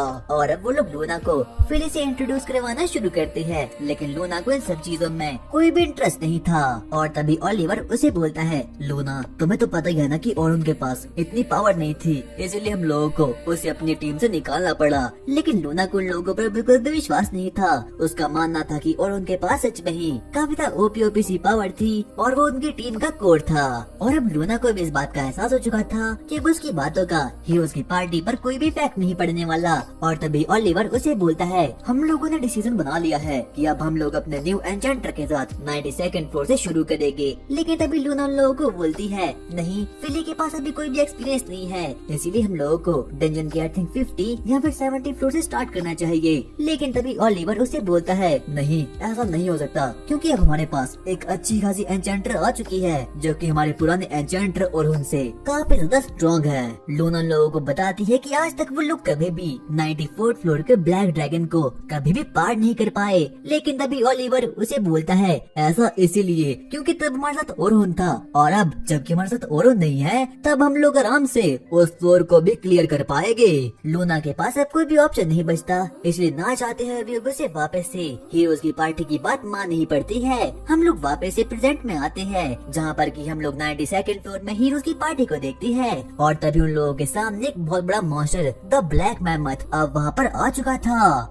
और अब ब्लैक मैमथ भी उन लोगों पर भारी पड़ना शुरू हो चुका था। ब्लैक मैमथ उन लोगों के सामने आता है और अब उन लोगों पर अटैक करना शुरू कर देता है। और यहाँ तक कि ओलिवर भी अब उसके अटैक्स को पूरी तरीके से डॉज नहीं कर पाता। लेकिन तभी ओलिवर अब काफी ज्यादा गुस्से में आ चुका था। वो फिली को बोलता है, फिली जल्दी से मुझ पर बफ मैजिक का यूज करो। और फिली ने तो पहले से ही उस पर अपने बफ मैजिक का यूज किया होता है, लेकिन फिर भी उसकी एट्रीब्यूट्स और बाकी की चीजें बिल्कुल भी बफ नहीं होती। जिस चीज को देख कर की ओलिवर अब काफी शॉक्ड हो चुका था, और ना चाहते हुए भी वो ओलिवर को अपने बैक एंड में जाना ही पड़ता है, क्योंकि वो अकेले उस मैमथ से नहीं लड़ पाता। अब कहीं न कहीं ओलिवर को इस चीज का रियलाइज हो चुका था कि वो थोड़ा बहुत वीक तो हो ही चुका है। लेकिन तभी हम लोग डायरेक्ट को देखते हैं, वो मैमथ अब काफी गुस्से में आ चुका था, जिसके कारण से कि वो डायरेक्ट पर अपनी सोलर बीम का यूज कर देता है। और डायरेक्ट पहले बार उस चीज को अच्छी प्रकार से डॉज नहीं कर पाता। अब ओलिवर काफी गुस्से में आ चुका था। वो फिली को बोलता है, फिली तुम क्या करी हो? डायरेक्ट पर जल्द से जल्द अपने बफ मैजिक का यूज करो। लेकिन फिली बेचारी ऐसा बिल्कुल भी कर नहीं पाती। वो उसे बोलती है सॉरी मैं ऐसा नहीं कर पा रही हूँ। और तभी एनी भी अब उस मेहमत पर अपने फायर मैजिक जुत्सु का यूज कर देती है, लेकिन उससे भी उस मेहमत को बिल्कुल भी जरा से भी खरोच नहीं आती। और अब उन लोगों के मैजिकल एट्रीब्यूट्स और बाकी की चीजें एकदम वीक से भी नॉर्मल हो चुकी थी। उन लोगों के पास अब बिल्कुल भी कोई पावर नहीं बचती। यहाँ तक कि अब एनी, डेरिक और ओलिवर को इस चीज का एहसास हो चुका था कि किसी अननोन रीजन से वो सभी के सभी लोग काफी ज्यादा पावरलेस महसूस कर रहे थे। ओलिवर एक बार वापस से फिली को बोलता है, फिली तुम ये क्या कर रही हो? हम लोगों पर जल्द से जल्द अपने मैजिकल टैलेंट और एन्चेंटमेंट का यूज करो। अब फिली काफी ज्यादा डर चुकी थी। वो लोगों को बोलती है सॉरी मैं ऐसा नहीं कर पा रही हूँ क्योंकि मैं अभी तक आपके फाइटिंग स्टाइल को नहीं समझ पाई। और अब ओलिवर भी काफी ज्यादा शॉक्ड हो चुका था। उसे और उनकी याद आती है जब वो लोग पहली बार साथ में लड़े थे, तब उन्होंने 1 घंटे के अंदर ही उन लोगों के मैजिकल टैलेंट और फाइटिंग स्टाइल को समझकर उन लोगों पर एन्चेंटमेंट बूस्ट का यूज कर लिया था। लेकिन फिली ऐसा बिल्कुल भी कर नहीं पा रही और अब हीरोज की पार्टी धीरे धीरे करके हारना भी शुरू हो चुकी थी। वो मेहमत बिना रुके उन लोगों पर अपनी सोलर बीम, लेजर बीम का यूज करना शुरू कर देता है, लेकिन फिर भी उससे कुछ भी नहीं होता। फिली एनी पर अपने बफ मैजिक और एन्चेंटमेंट का यूज कर लेती है, लेकिन जिससे कि एनी की पावर बिल्कुल भी इंक्रीज नहीं होती, उल्टा वो तो नॉर्मल होना शुरू हो चुकी थी। अब वो मेहमत हीरोज की पूरी पार्टी पर एक साथ ही वार करना शुरू कर जाता है। लेकिन तभी ओलिवर और बाकी लोगों को इस चीज का रियलाइज होता है कि उन लोगों की ना तो स्पीड ज्यादा हुई है और ना ही तो उन लोगों की स्ट्रेंथ और एजिलिटी काफी ज्यादा हो रखी है। एनी उस मेहमत पर पीछे से वार करने की कोशिश करती है, लेकिन तभी वो मेहमत अचानक से अपने साइड में से भी उन लोगों पर लेजर बीम को यूज करना शुरू कर देता है। ओलिवर फिली को अपनी स्ट्रेटेजी को बताता है और वो उसे बोलता है, फिली तुम एक काम करो, हम लोगों पर अपने एन्चेंटमेंट का यूज करो और तुम हमें बताना कि क्या कोई मॉन्स्टर हम लोगों पर पीछे से अटैक कर भी रहा होगा या फिर नहीं। लेकिन फिली इस चीज को साफ सीधा मना कर देती है। वो उसे बोलती है, सॉरी अगर मैं तुम लोगों पर एन्चेंटमेंट मैजिक का यूज करूंगी तो मैं बाकी किसी भी चीजों पर बिल्कुल भी ध्यान नहीं रख पाऊंगी। जिस बात को सुनकर कि ओलिवर और एनी काफी गुस्से में आ चुके थे, क्योंकि और उनके पास इतनी काबिलियत थी ही, वो उन लोगों को एन्चेंट करने के साथ साथ ही उन लोगों पर नजर भी रखा करता था। लेकिन फिली ऐसा बिल्कुल भी कर नहीं पाती और अब एनी भी फिली पर काफी गुस्सा हो चुकी थी। वो उसे बोलती है, तुम तो बिल्कुल किसी भी काम की नहीं हो, हमें तुम्हें अपने साथ लाना ही नहीं चाहिए था और तुम तो हीरोज पार्टी की मेंबर होने के बिल्कुल भी लायक नहीं हो। और अब ओलिवर भी काफी गुस्से में आ चुका था और अब ओलिवर को भी इस बात का एहसास हो चुका था कि वो अपनी स्वॉर्ड की पूरी पावर का यूज ही नहीं कर पा रहा है। और ऐसा इसीलिए हो सकता है कि फिली के पास एनहांसमेंट पावर ही ना हो। वो लोग ब्लैक मेहमत से लड़ रहे थे, लेकिन तभी वहाँ पर ब्लैक ड्रैगन जो कि 95th फ्लोर का फ्लोर बॉस है, अब वो वहाँ पर आ चुका था। जैसे ही लूना उसे देखती है, वो सच में ही काफी घबरा चुकी थी और अब उन लोगों को समझ आ चुका था कि अब वो लोग यहाँ पर मरने वाले हैं। ओलिवर अपने मन में सोचता है, नहीं आखिरकार ये कैसे हो सकता है, कोई फ्लोर बॉस अपने फ्लोर को छोड़कर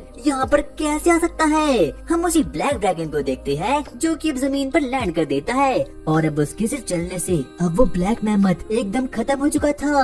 और अब वो मेहमत जिसे कि ये उसकी पार्टी बिल्कुल भी हरा नहीं पाई थी, ब्लैक ड्रैगन उसे अपनी एक चुटकी से ही खत्म करके रख देता है। सभी के सभी हीरोज पार्टी के मेंबर इस चीज को देखकर सच में ही काफी डर चुके थे। अब उन लोगों को बिल्कुल भी समझना था कि आखिरकार उन लोगों को यहाँ से आगे क्या करना चाहिए, क्योंकि चाहे जो भी हो जाए वो कभी भी इस ब्लैक ड्रैगन को कभी भी खत्म नहीं कर पाएगी। ब्लैक ड्रैगन उन लोगों पर अब काफी ज्यादा गुस्से में आ चुका था, इसीलिए वो उन लोगों पर अपनी हेल फायर एबिलिटी का यूज कर देता है। वो सबसे पहले डायरेक्ट पर अटैक कर देता है, लेकिन डायरेक्ट जिससे काफी ज्यादा जख्मी हो चुका था। फिली ये देखकर काफी ज्यादा शॉक्ड हो चुकी थी। एनी ब्लैक ड्रैगन पर अपने फायर मैजिक का यूज करती है, लेकिन एनी से भी कुछ भी हो नहीं पाता। एनी कवर लेने के लिए एक रॉक के पीछे छिप जाती है, लेकिन ब्लैक ड्रैगन की फ्लेम्स इतना खतरनाक होती है कि अब एनी भी काफी जख्मी हो चुकी थी।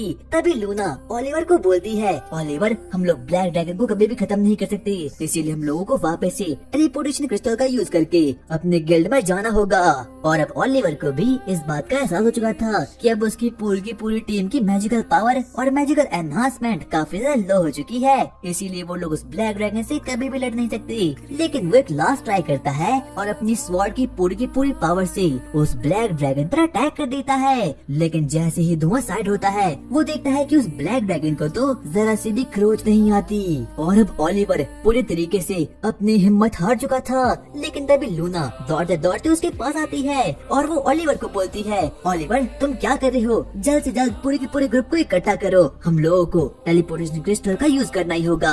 और अब उन लोगों के पास कोई भी ऑप्शन नहीं बचता, इसलिए ना चाहते हुए भी उन लोगों को टेलीपोर्टेशन गेट का यूज करना ही पड़ता है। लेकिन इसे यूज करने में भी एक कैच था, क्योंकि उन लोगों को इस बात का कोई भी नॉलेज नहीं था कि क्या ये टेलीपोर्टेशन गेट उन लोगों को फ्लोर के ऊपर लेवल तक पहुंचा पाएगा या फिर नीचे लेवल तक। और अब वो सभी के सभी लोग टेलीपोर्टेशन गेट को वहाँ पर समन कर देते हैं। वो लोग उसके अंदर जाने वाले थे, लेकिन तभी वो ब्लैक ड्रैगन पीछे से अब वो वहाँ पर आ चुका था और अचानक से वो ब्लैक ड्रैगन अब उस टेलीपोर्टेशन गेट में जा चुका था। डायरेक्ट बोलता है, हाँ आखिरकार हम बच ही गए। लेकिन लूना अब काफी घबरा चुकी थी। वो बाकियों को बोलती है, नहीं ये बहुत गलत हुआ, क्योंकि हम लोगों को इस बारे में बिल्कुल भी नॉलेज नहीं है कि क्या वो ब्लैक ड्रैगन फ्लोर के ऊपर लेवल तक गया होगा या फिर फ्लोर के नीचे लेवल तक। और अगर वो ऊपर गया होगा तो लो लेवल के एडवेंचर्स खतरे में भी पड़ सकते हैं। इसीलिए वो पूरी की पूरी हीरोज की पार्टी आगे दौड़ना शुरू करती है ताकि वो अपने गिल्ड तक पहुंच पाए और वहां जाकर सभी लोगों को इन्फॉर्म कर पाए।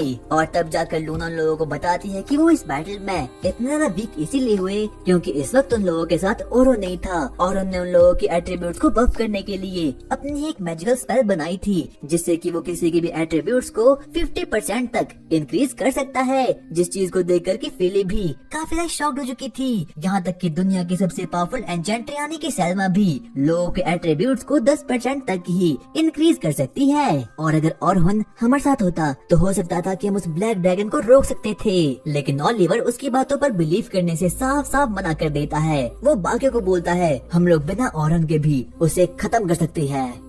और हुनब वापस से ग्रेट एंजन में पहुंच चुका था, जहां पर कि वो एक बार वापस से लोगन सूफी और कैरोलिन से मिलता है। वो लोग आपस में बातचीत करना शुरू करते हैं और ओरहुन उन लोगों को बताता है, आज का हम लोगों का मिशन होने वाला है कि हम लोगों को 36 फ्लोर से 50 फ्लोर तक जाना होगा और जैसे ही हम लोग 51 फ्लोर तक पहुंच जाएंगे हम लोग अपने टेलीपोर्टेशन क्रिस्टल का यूज करके वापस से अपने अपने घर के लिए निकल जाएंगे। ठीक है मास्टर, जैसा आप बोलो। और उनके लिए आज का दिन बाकी दिनों के जैसे ही होने वाला है कि उसे रोकीज की पार्टी को एस्कॉर्ट करना है। लेकिन आज के दिन उसे ग्रेट एंजन से थोड़ी गलत वाइब आ रही थी, लेकिन उसे बिल्कुल भी समझ ना था कि आखिरकार उसके साथ ऐसा क्यों चल रहा है। आगे अब वो लोग आपस में बातचीत करना शुरू करते हैं, जहाँ पर कि कैरोलिन सबसे पहले और उनके पास आती है और वो उसे बोलती है, क्या आप मुझे बता सकती हो कि निचले फ्लोर पर किस टाइप के मॉन्स्टर होते हैं और क्या मैं उन्हें खत्म कर सकती हूँ। लेकिन तभी ओरहुन उसे बताता है कि वो एक डिफेंडर है, इसीलिए उसे हमेशा ही अपनी टीम को प्रोटेक्ट करने के बारे में सोचना होगा।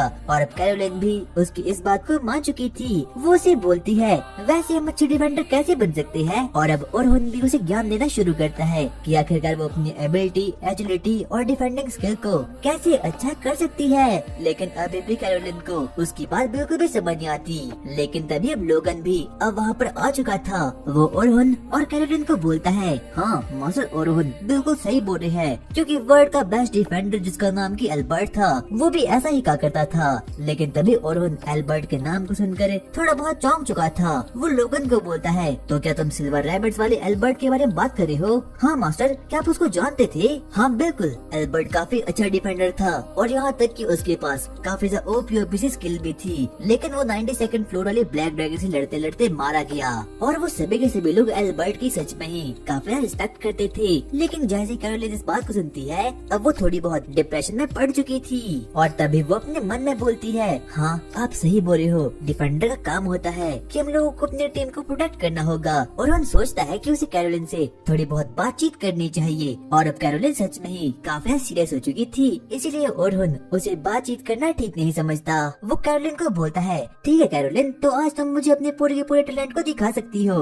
हाँ बिल्कुल। लेकिन तभी सोफिया भी अब ओरहुन से बात करती है। वो उसे बोलती है, मास्टर क्या आप मुझे बता सकते हो कि आखिरकार मैं एक अच्छी एडवेंचर कैसे बन सकती हूँ। ये ठीक नहीं है, अगर आप सोफिया को बता रहे हो तो आपको मुझे भी बताना होगा। वो लोग अब आपस में बातचीत नहीं करते और अब वो लोग आगे बढ़ना शुरू कर देते हैं। और अब वो लोग चलते चलते डंजन के 36 फ्लोर तक वहाँ पर पहुँच चुके थे, जहाँ पर कि वो लोग आपस में बातचीत करना शुरू करते हैं। और अब तो ओरहुन की पार्टी भी उसे काफी ज्यादा अच्छी लग रही थी। लेकिन तभी सैल्मा अब ओरहुन के पास आती है और अब वो उसे बातचीत करना शुरू करती है। वो उसे बोलती है, ओरहुन लगता है तुम्हारी पार्टी तुम्हें काफी ज्यादा पसंद करती है। हाँ, मुझे भी ये लगता है। जब से वो न्यूज आर्टिकल बाहर आया तब से मैं काफी डर चुका था, लेकिन मुझे लगता है कि उन लोगों ने मुझे ऐसे एक्सेप्ट कर दिया।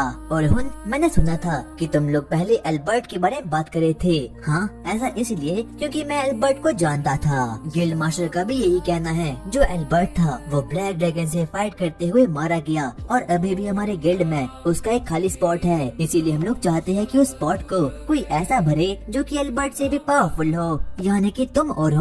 लेकिन अब ओरहुन उसके इस ऑफर को साफ साफ मना कर देता है। वो उसे बोलता है, सलमा तुम्हें पता है ना कि एक पार्टी में 2 एन्चेंटर नहीं रह सकते, लेकिन ओरहुन अब तो तुम वैसे भी एक स्वॉर्ड्समैन हो ना। और अब सभी की सभी एडवेंचर्स पार्टी डंजन के 40 फ्लोर तक पहुंच चुकी थी और अब सलमा बाकियों को ऑर्डर देती है कि उन लोगों को यहाँ पर स्प्लिट होना होगा। तभी हम लोग ग्रुप 10 को देखते हैं और वो लोग बस अकेले ही डंजन को एक्सप्लोर करना शुरू कर देते हैं। उन सभी को भी ये चीज सच में ही काफी बोरिंग लग रही थी, लेकिन तभी वो लोग अब ओरहुन से बातचीत करना शुरू करते हैं और उससे डंजन के बारे में इंफॉर्मेशन लेना शुरू कर देते हैं। और उन लोगों को बताता है कि डंजन की इंफॉर्मेशन लेना और डंजन की हर एक बात को फॉलो करना और फ्लोर बॉस को खत्म करना ये एक एबिलिटी होती है।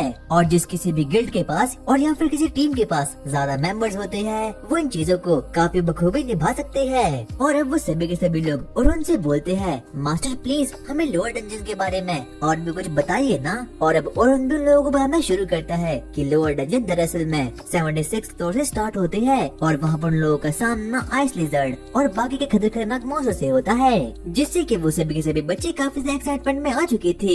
इसीलिए वो ओरहुन से और भी ज्यादा क्वेश्चन करना शुरू कर लेते हैं, लेकिन तभी अब ओरहुन उन लोगों का बिल्कुल भी जवाब नहीं दे पाता। और तभी हम लोग लूना और बाकी हीरोज की पार्टी को देखते हैं और अब वो लोग फाइनली गिल्ड तक आ चुके थे। सबसे पहले लूना गिल्ड के रिसेप्शनिस्ट एलेनोरा को बोलती है, एलेनोरा जल्दी करो, हम लोगों को गिल्ड मास्टर से मिलना है। माफ कीजिए लेकिन गिल्ड मास्टर इस वक्त एक मीटिंग में है, उन्हें जल्दी यहाँ पर बुलाओ क्योंकि काफी ज्यादा इम्पोर्टेंट है। और वहीं पर अब ओरहुन की पार्टी भी फ्लोर में आगे बढ़ना शुरू कर लेती है, लेकिन लोगों को यहाँ पर कोई मौसम दिखाई नहीं देता। वो लोग इस चीज को देखकर काफी शॉक्ड हो चुके थे क्योंकि आज से पहले ऐसा कभी भी नहीं हुआ।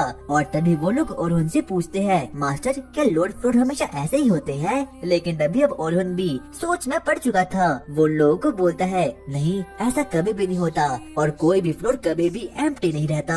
मानो ऐसा लग रहा है कि वो मॉन्स्टर किसी बड़ी चीज से डर रही हो। लेकिन तभी उन लोगों के पीछे एक नल्ला सा गॉब्लिन अब वहाँ पर आ चुका था। इससे पहले ओरहुन कुछ बोल पाता और तभी कैरोलिन अब आगे बढ़ती है। ओरहुन उस पर डिबफ मैजिक का यूज कर देता है और अब कैरोलिन भी उसे फाइनली अब खत्म कर देती है। और तभी ओरहुन कैरोलिन को बोलता है, कैरोलिन प्लीज आगे से ऐसा बिल्कुल मत करना, क्योंकि एक डिफेंडर का काम होता है कि वो अपने कॉम्रेड्स की हमेशा प्रोटेक्शन करे। तुम एक डॉज टाइप की डिफेंडर हो ना, लगता है मुझे तुम्हें उस स्किल को सिखाना ही पड़ेगा जिसका नाम है एक्टिव डिफेंस। और अब कैरोलिन भी ओरहुन की इस बात को सुनकर सच में ही काफी एक्साइटमेंट में आ चुकी थी। वो उसे बोलती है, प्लीज मास्टर मुझे सिखाइए। और अब ओरहुन भी उसे सिखाना शुरू करता है कि आखिरकार वो एक्टिव डिफेंस की एबिलिटी का यूज कैसे कर सकती है और वो एक्टिव डिफेंस का यूज करके डिफेंस के साथ साथ अटैक मैजिक का यूज भी कर सकती है। और अब कैरोलिन भी उस चीज को सीख कर काफी खुश हो चुकी थी। लेकिन तभी हीरोज की पार्टी अब गिल्ड मास्टर से मिल जाती है। वो लोग आपस में बातचीत करना शुरू करते हैं, जहाँ पर की लूना गिल्ड मास्टर को बोलती है, गिल्ड मास्टर हम लोग कैसे भी करके फोर्स टेलीपोर्ट का यूज करना होगा। क्या फोर्स टेलीपोर्ट? क्या तुम्हें पता है कि तुम किस चीज के बारे में बात कर रही हो? क्योंकि उसमें काफी माना इंक्लूड होता है। और अब वो लोग भी गिल्ड मास्टर को बताते हैं कि आखिरकार वहाँ पर क्या हो चुका है। और अब वो लोग उसे पूरी की पूरी बात बताते हैं कि अब 92nd फ्लोर का ब्लैक ड्रैगन कहीं से टेलीपोर्ट हो चुका है और अब वो किसी भी ऊपर वाली फ्लोर या फिर नीचे वाले फ्लोर पर जा सकता है, और जिसके कारण से ये नूब एडवेंचर्स की जान काफी खतरे में पड़ चुकी थी। और तभी अब लूना भी गिल्ड मास्टर को कन्विंस करने की कोशिश करती है कि उन लोगों को कैसे भी करके जल्द से जल्द फोर्स ट्रांसपोर्ट का यूज करना होगा ताकि वो लोग कैसे भी करके एडवेंचर्स की जान को बचा पाए। और तभी लोगन भी और उनको बोलता है, मुझे भी कुछ एडवाइस चाहिए। और उनसे बोलता है, ठीक है लोगन, तो तुम एक स्पोर्टर हो तो लगता है मुझे तुम्हें किसी मैजिकल एट्रीब्यूट की एडवाइस देनी होगी। लेकिन तभी लोगन और उनको बोलता है, मुझे डीबफ के बारे में सीखना है। और दरअसल जो कोई भी डीबफ होता है वो सच में ही काफी हाई क्लास की मैजिकल स्पेल होती है और कोई भी एरा गैरा उसे कभी भी यूज नहीं कर पाता। आगे अब ओरहुन लोगन को डीबफ के बारे में सिखाना शुरू करता है। वो उसे बताता है कि डीबफ काफी हाई लेवल का मैजिकल एट्रीब्यूट होता है जिसकी हेल्प से यूजर अपनी एनिमी की एबिलिटी और एजिलिटी काफी डाउन कर सकता है। और अब लोगन भी इस बात को सुनकर काफी शॉक्ड हो चुका था, यहाँ तक कि वो उसे ये बताता है कि फ्लोर बॉस और फ्रूट मॉन्स्टर पर डिबफ कभी भी यूज नहीं होता, क्योंकि उन लोगों का माना स्ट्रेंथ और माना पॉइंट काफी एक्सट्रीम लेवल पर होता है। और अब लोगन को भी इसके बारे में एहसास हो चुका था कि वो कभी भी डिबफ का यूज करना नहीं सीख सकता।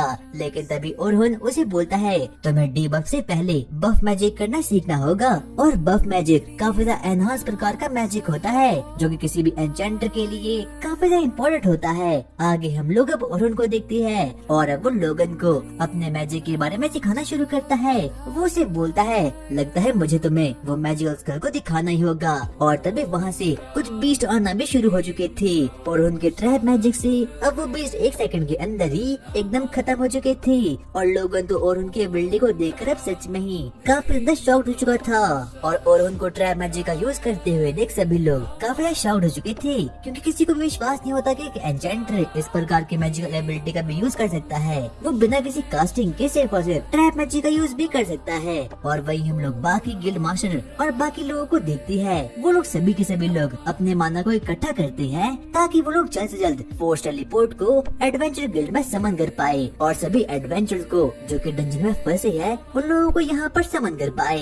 लेकिन अब इस प्रोसेस में सच में ही काफी जमाना कंज्यूम होने वाला था और साथ साथ में काफी ज्यादा टाइम भी। लेकिन तभी एक हाई रैप बोलता है, ये सभी की सभी गलती किसी और की नहीं बल्कि हीरोज की पार्टी की है। तभी हम लोग एनी और डायरेक्ट को देखते हैं और वो लोग इस बात को सुनकर सच में ही काफी तक गुस्से में आ चुके थे।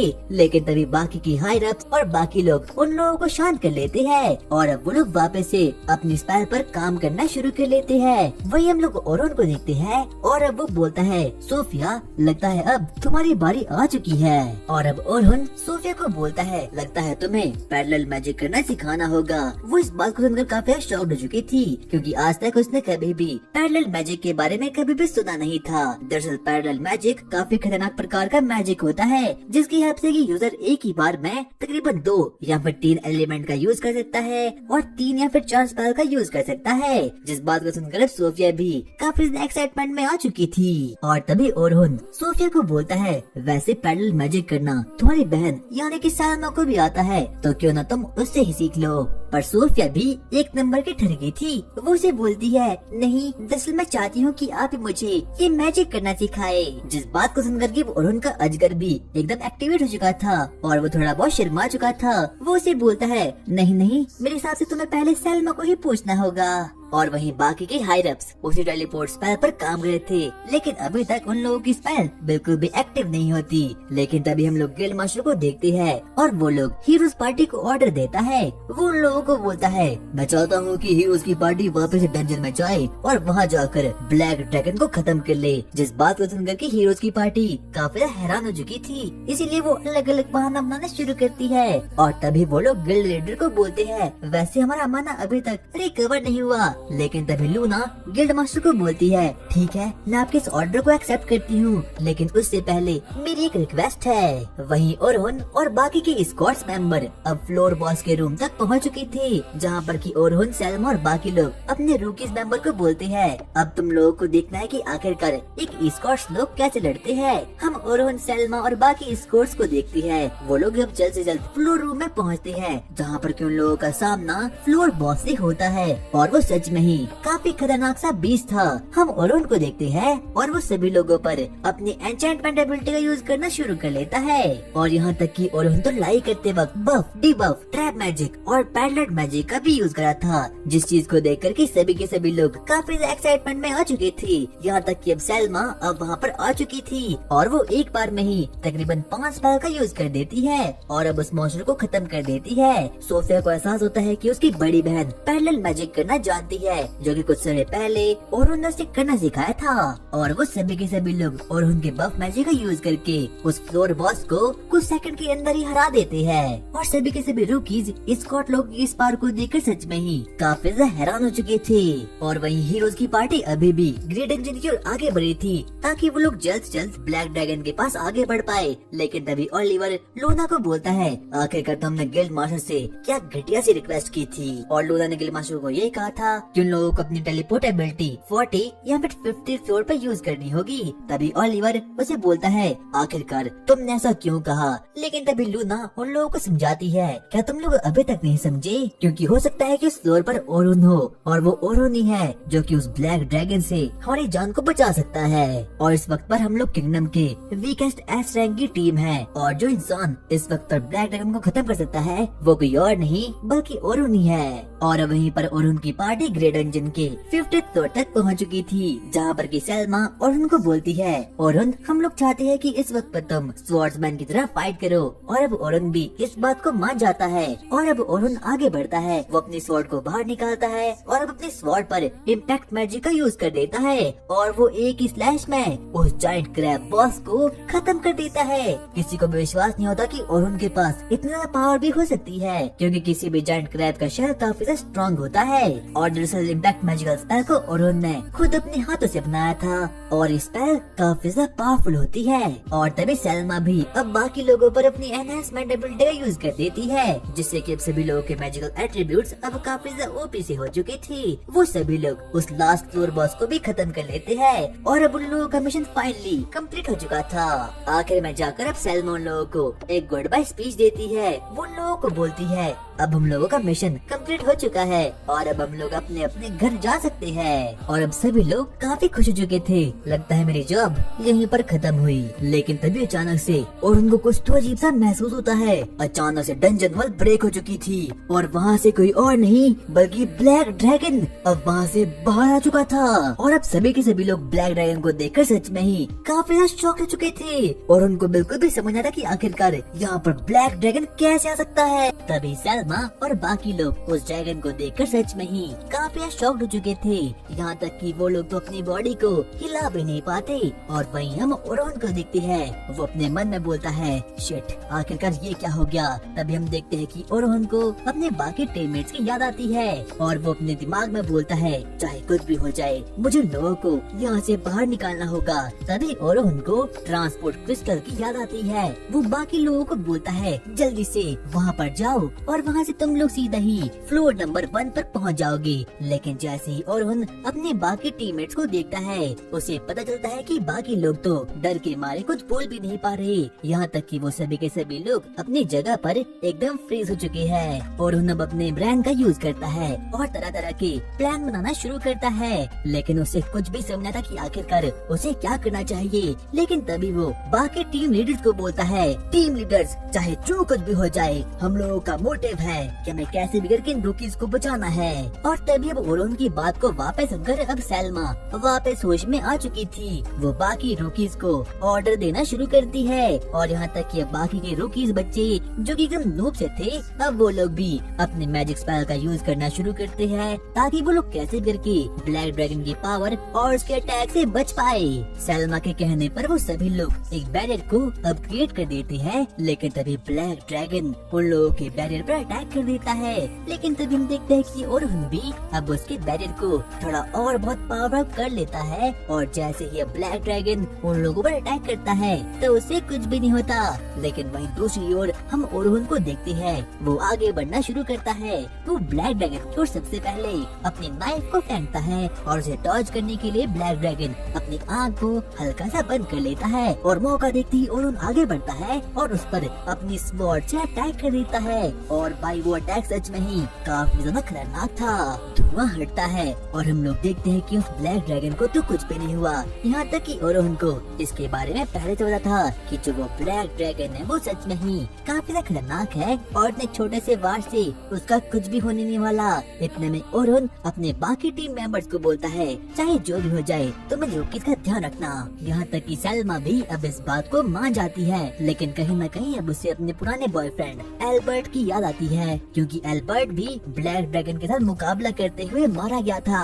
लेकिन ओरुन की बात थोड़ी अलग थी। वो आगे बढ़ता है, लेकिन तभी हम देखते हैं कि ब्लैक ड्रैगन एक बार वापस से उस पर फायरबॉल जुत्सु मार देता है। लेकिन तभी ओरुन वापस से अपनी एक नई स्पेल रिफ्लेक्टिव स्पेल का इस्तेमाल करता है, और स्पेल की हेल्प से जो कोई भी वार ब्लैक ड्रैगन करने वाला है वो उसी पर उल्टा ही भारी पड़ जाएगी। यहाँ तक कि अब ओरुन वापस से पैनिक करना शुरू कर देता है, और अब ब्लैक ड्रैगन बार बार ओरुन पर अटैक करना शुरू करता है। लेकिन ओरुन वापस से रिफ्लेक्टिव स्पेल का इस्तेमाल करा था, लेकिन उससे भी उस ब्लैक ड्रैगन को कोई भी फर्क नहीं पड़ता। ओरहुन अपने मन में बोलता है, लगता है अब मुझे उस स्पेल का इस्तेमाल करना होगा। ओरहुन सबसे पहले अपने गले में एक लॉकेट को डालता है और अब अपने ऊपर स्टैट्स अप स्पेल का इस्तेमाल करना शुरू करता है। इससे उसके फिजिकल एट्रीब्यूट्स और मैजिकल एट्रीब्यूट्स इंक्रीज हो जाएगी। वो एक के बाद एक करके अपने ऊपर स्टैट्स अप इस्तेमाल करना शुरू करता है। यहाँ तक कि सैल्मा भी इस चीज को देखकर काफी शॉक्ड हो चुकी थी।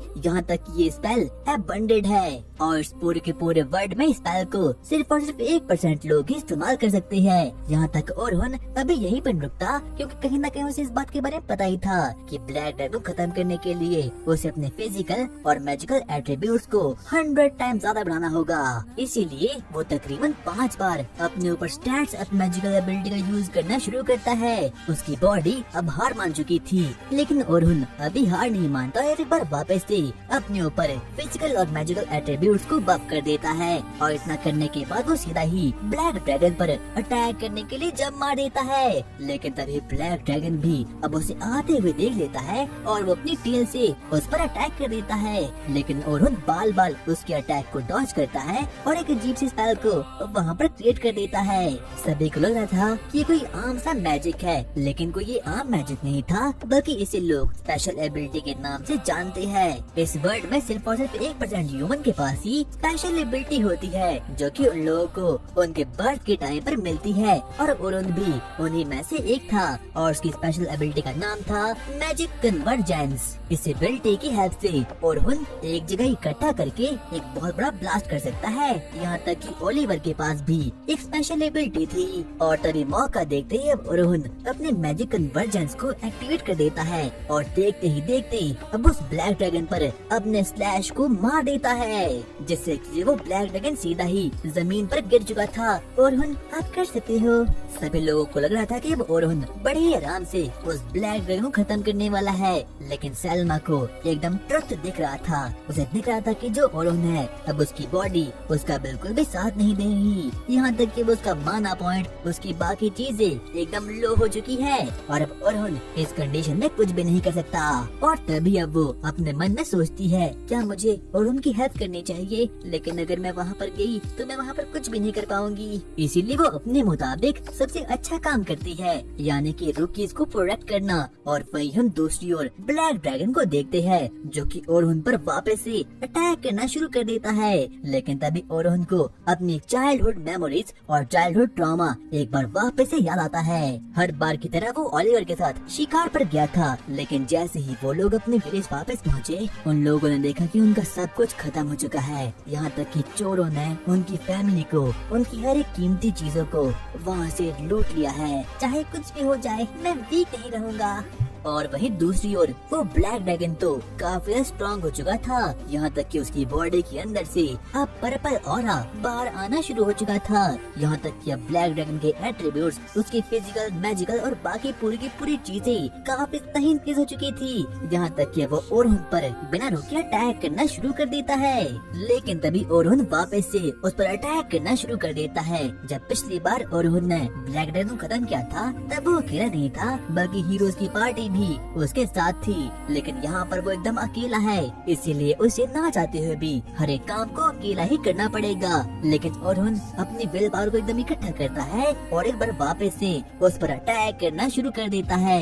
लेकिन अब वो ब्लैक ड्रैगन उसकी बातों को बिल्कुल भी नहीं मानता और उनके पास एकदम लास्ट चांस था। वो कैसे भी करके अपनी स्वॉर्ड को बाहर निकालता है और अपनी स्वॉर्ड पर मैजिक कन्वर्जेंस को अब वहाँ पर डाल देता है। उसकी स्वॉर्ड अब काफी ज्यादा पावरफुल हो चुकी थी और यहाँ तक कि वो एकदम ब्लैक हो चुकी थी। वो अपनी पूरी की पूरी पावर से उस ब्लैक ड्रैगन पर अटैक कर देता है और वहाँ पर एक बहुत बड़ा ब्लास्ट होता है। सभी लोगों को लगता है कि अब फाइनली वो ब्लैक ड्रैगन खत्म हो चुका है। लेकिन जैसे ही धुआं हटता है, सभी के सभी लोग एकदम शॉक्ड हो चुके थे, क्योंकि उस अटैक से तो सिर्फ और सिर्फ उस ब्लैक ड्रैगन की पूंछ कटी थी। आखिरकार मुझे अब क्या करना चाहिए? यहाँ तक कि अब ओरहुन के पास भी कोई भी दूसरा ऑप्शन नहीं बचता, इसीलिए वो अपने लास्ट टेक्निक का यूज करता है। वो सबसे पहले अपनी स्वॉर्ड को तोड़ देता है। वो वहाँ पर एक मैजिकल सर्कल को समन कर देता है और वहाँ से एक असली ड्रैगन हंटर स्वॉर्ड को वो वहाँ से समन कर देता है। वो ब्लैक ड्रैगन की ओर आगे बढ़ता है और अपने स्पेल से उस पर वार करना शुरू करता है। और जैसे ही ब्लैक ड्रैगन का ध्यान कहीं और होता है और वो जल्दी से अपने ऊपर ग्रेविटी मैजिक का यूज करके नीचे जाता है और एक ही स्लैश में अब फाइनली उस ड्रैगन को खत्म कर देता है। और इस बार सच में ही वो ब्लैक ड्रैगन खत्म हो चुका था। और वहीं दौड़ते दौड़ते अब हीरोज की पार्टी भी अब वहाँ पर आ चुकी थी। जैसे ही वो लोग वहाँ पर पहुँचते हैं, वो लोग दूर से ही टेलीपोर्टेशन सर्कल को देखते हैं। वो जल्दी से वहाँ पर जाते हैं। वहाँ पर वो देखते हैं कि वहाँ पर तो पहले से ही बहुत सारे एडवेंचर्स वहाँ पर आ रखे हैं। जैसे ही वो लोग आगे बढ़ते हैं, वो लोग वहाँ पर डेड ब्लैक ड्रैगन की बॉडी को देखते हैं। और जैसे ही लूना और बाकी लोग उसकी बॉडी को देखते हैं, तो वो लोग तो सच में ही काफी ज्यादा ही शॉक्ड हो चुके थे। उन लोगों का ब्रांडिंग नहीं कर पा रहा था और न ही तो उन लोगों को ये समझ आया था कि आखिरकार ये ब्लैक ड्रैगन यहाँ पर कर क्या रहा है। लेकिन तभी वो लोग साइड में थके हुए और उनको भी वहाँ पर देख लेते हैं। तभी ओरहुन लूना के पास जाता है और वो उसके कान में कुछ कहता है और अब आगे बढ़ना शुरू कर जाता है। हीरोज पार्टी के मेंबर्स ओरहुन को अनाप शनाप बकना शुरू कर देती है, लेकिन तभी ओरहुन सीधा ही वहाँ से निकल जाता है। यहाँ तक कि ओलिवर भी उसे देखकर बिल्कुल भी खुश नहीं था।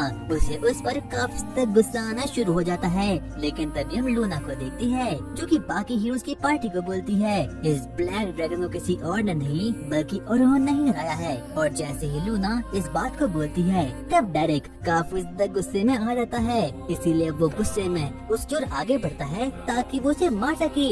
लेकिन तभी लूना अपनी पिक्सी स्पिरिट का यूज करके उसे वहाँ पर फ्रीज कर देती है। और वहीं दूसरी ओर हम सैलमा को देखते हैं जो कि अपनी स्टडी में ओरहुन के बारे में कुछ खास बातों को लिख रही थी। यहाँ तक कि वो तो ओरहुन के बारे में ही सोच रही थी कि आखिरकार कैसे उसने उस ब्लैक ड्रैगन को खत्म किया। लेकिन तभी हम देखते हैं कि हताश और काफी ज्यादा थकी हुई सैलमा भी अब वहाँ पर आ चुकी थी। जैसे ही वो वहाँ पर पहुँचती है तो वो सीधा ही सो जाती है। लेकिन तभी सोफिया सलमा के पास जाती है और वो उसे बोलती है कि उन्हें हम लोग साथ में बात को ले। और यहाँ तक कि वो दोनों ही अपने बड़े बड़े प्लॉट के साथ बाथटब में आ जाते हैं, जहाँ पर कि वो लोग आपस में बातचीत करना शुरू करते हैं। और सलमा और सोफिया दोनों ही और उनके बारे में ही बात करी थी। वो दोनों ही उससे काफी ज्यादा ऑब्सेस्ड हो चुकी थी।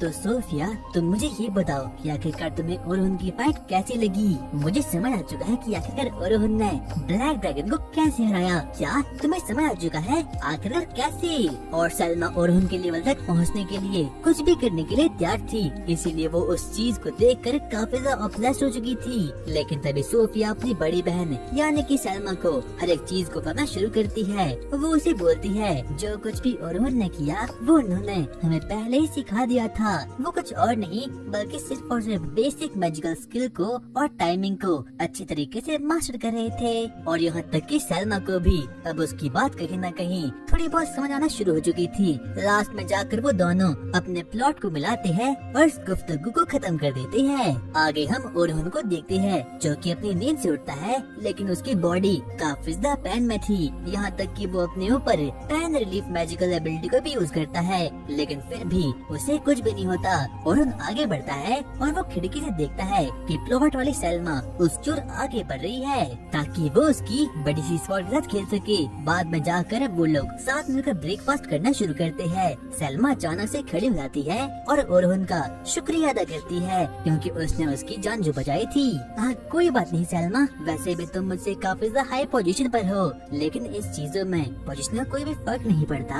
और वो लोग साथ मिलकर बातचीत करना शुरू करते हैं, जहाँ पर कि सलमा और उनको बताती है कि नाइट स्काई रैबिट का गिल्ड मास्टर उसे मिलना चाहता है और ना चाहते हुए भी ओरहुन को वहाँ पर जाना ही पड़ता है। जैसे ही वो गिल्ड मास्टर से मिलता है तो वो बिल्कुल भी टाइम वेस्ट नहीं करता और वो ओरहुन को बोलता है, तो ओरहुन मेरे पास तुम्हारे लिए एक ऑफर है, क्या तुम नाइट स्काई रैबिट को ज्वाइन करना चाहते हो? ओरहुन के पास कोई भी ऑप्शन नहीं था और यहाँ तक कि उसका ब्रेन बिल्कुल भी अंडरस्टैंडिंग नहीं कर पाता। मैं इसके बारे में आपको सोच कर बताऊंगा। कोई बात नहीं, वैसे तो मैं एडवेंचर गिल्ड का गिल्ड मास्टर भी याद करा था। ठीक है, मैं वहाँ पर भी जाता हूँ। ओरहुन अब काफी ज्यादा सोच में पड़ चुका था, इसीलिए वो अपने सबसे अच्छे दोस्त एक बूढ़े आदमी के पास जाता है, जहाँ पर कि वो उसे अपनी पूरी की पूरी दुविधा बताता है। और अब इतना कहने के बाद अब ओरहुन वापस से एडवेंचर गिल्ड मास्टर के पास जाता है और वो लोग वहाँ पर एक बहुत बड़ी मीटिंग को शुरू करते हैं, जहाँ पर कि हीरोज पार्टी का हर एक मेंबर और काफी बड़े बड़े नाम ऑलरेडी आ रखे थे।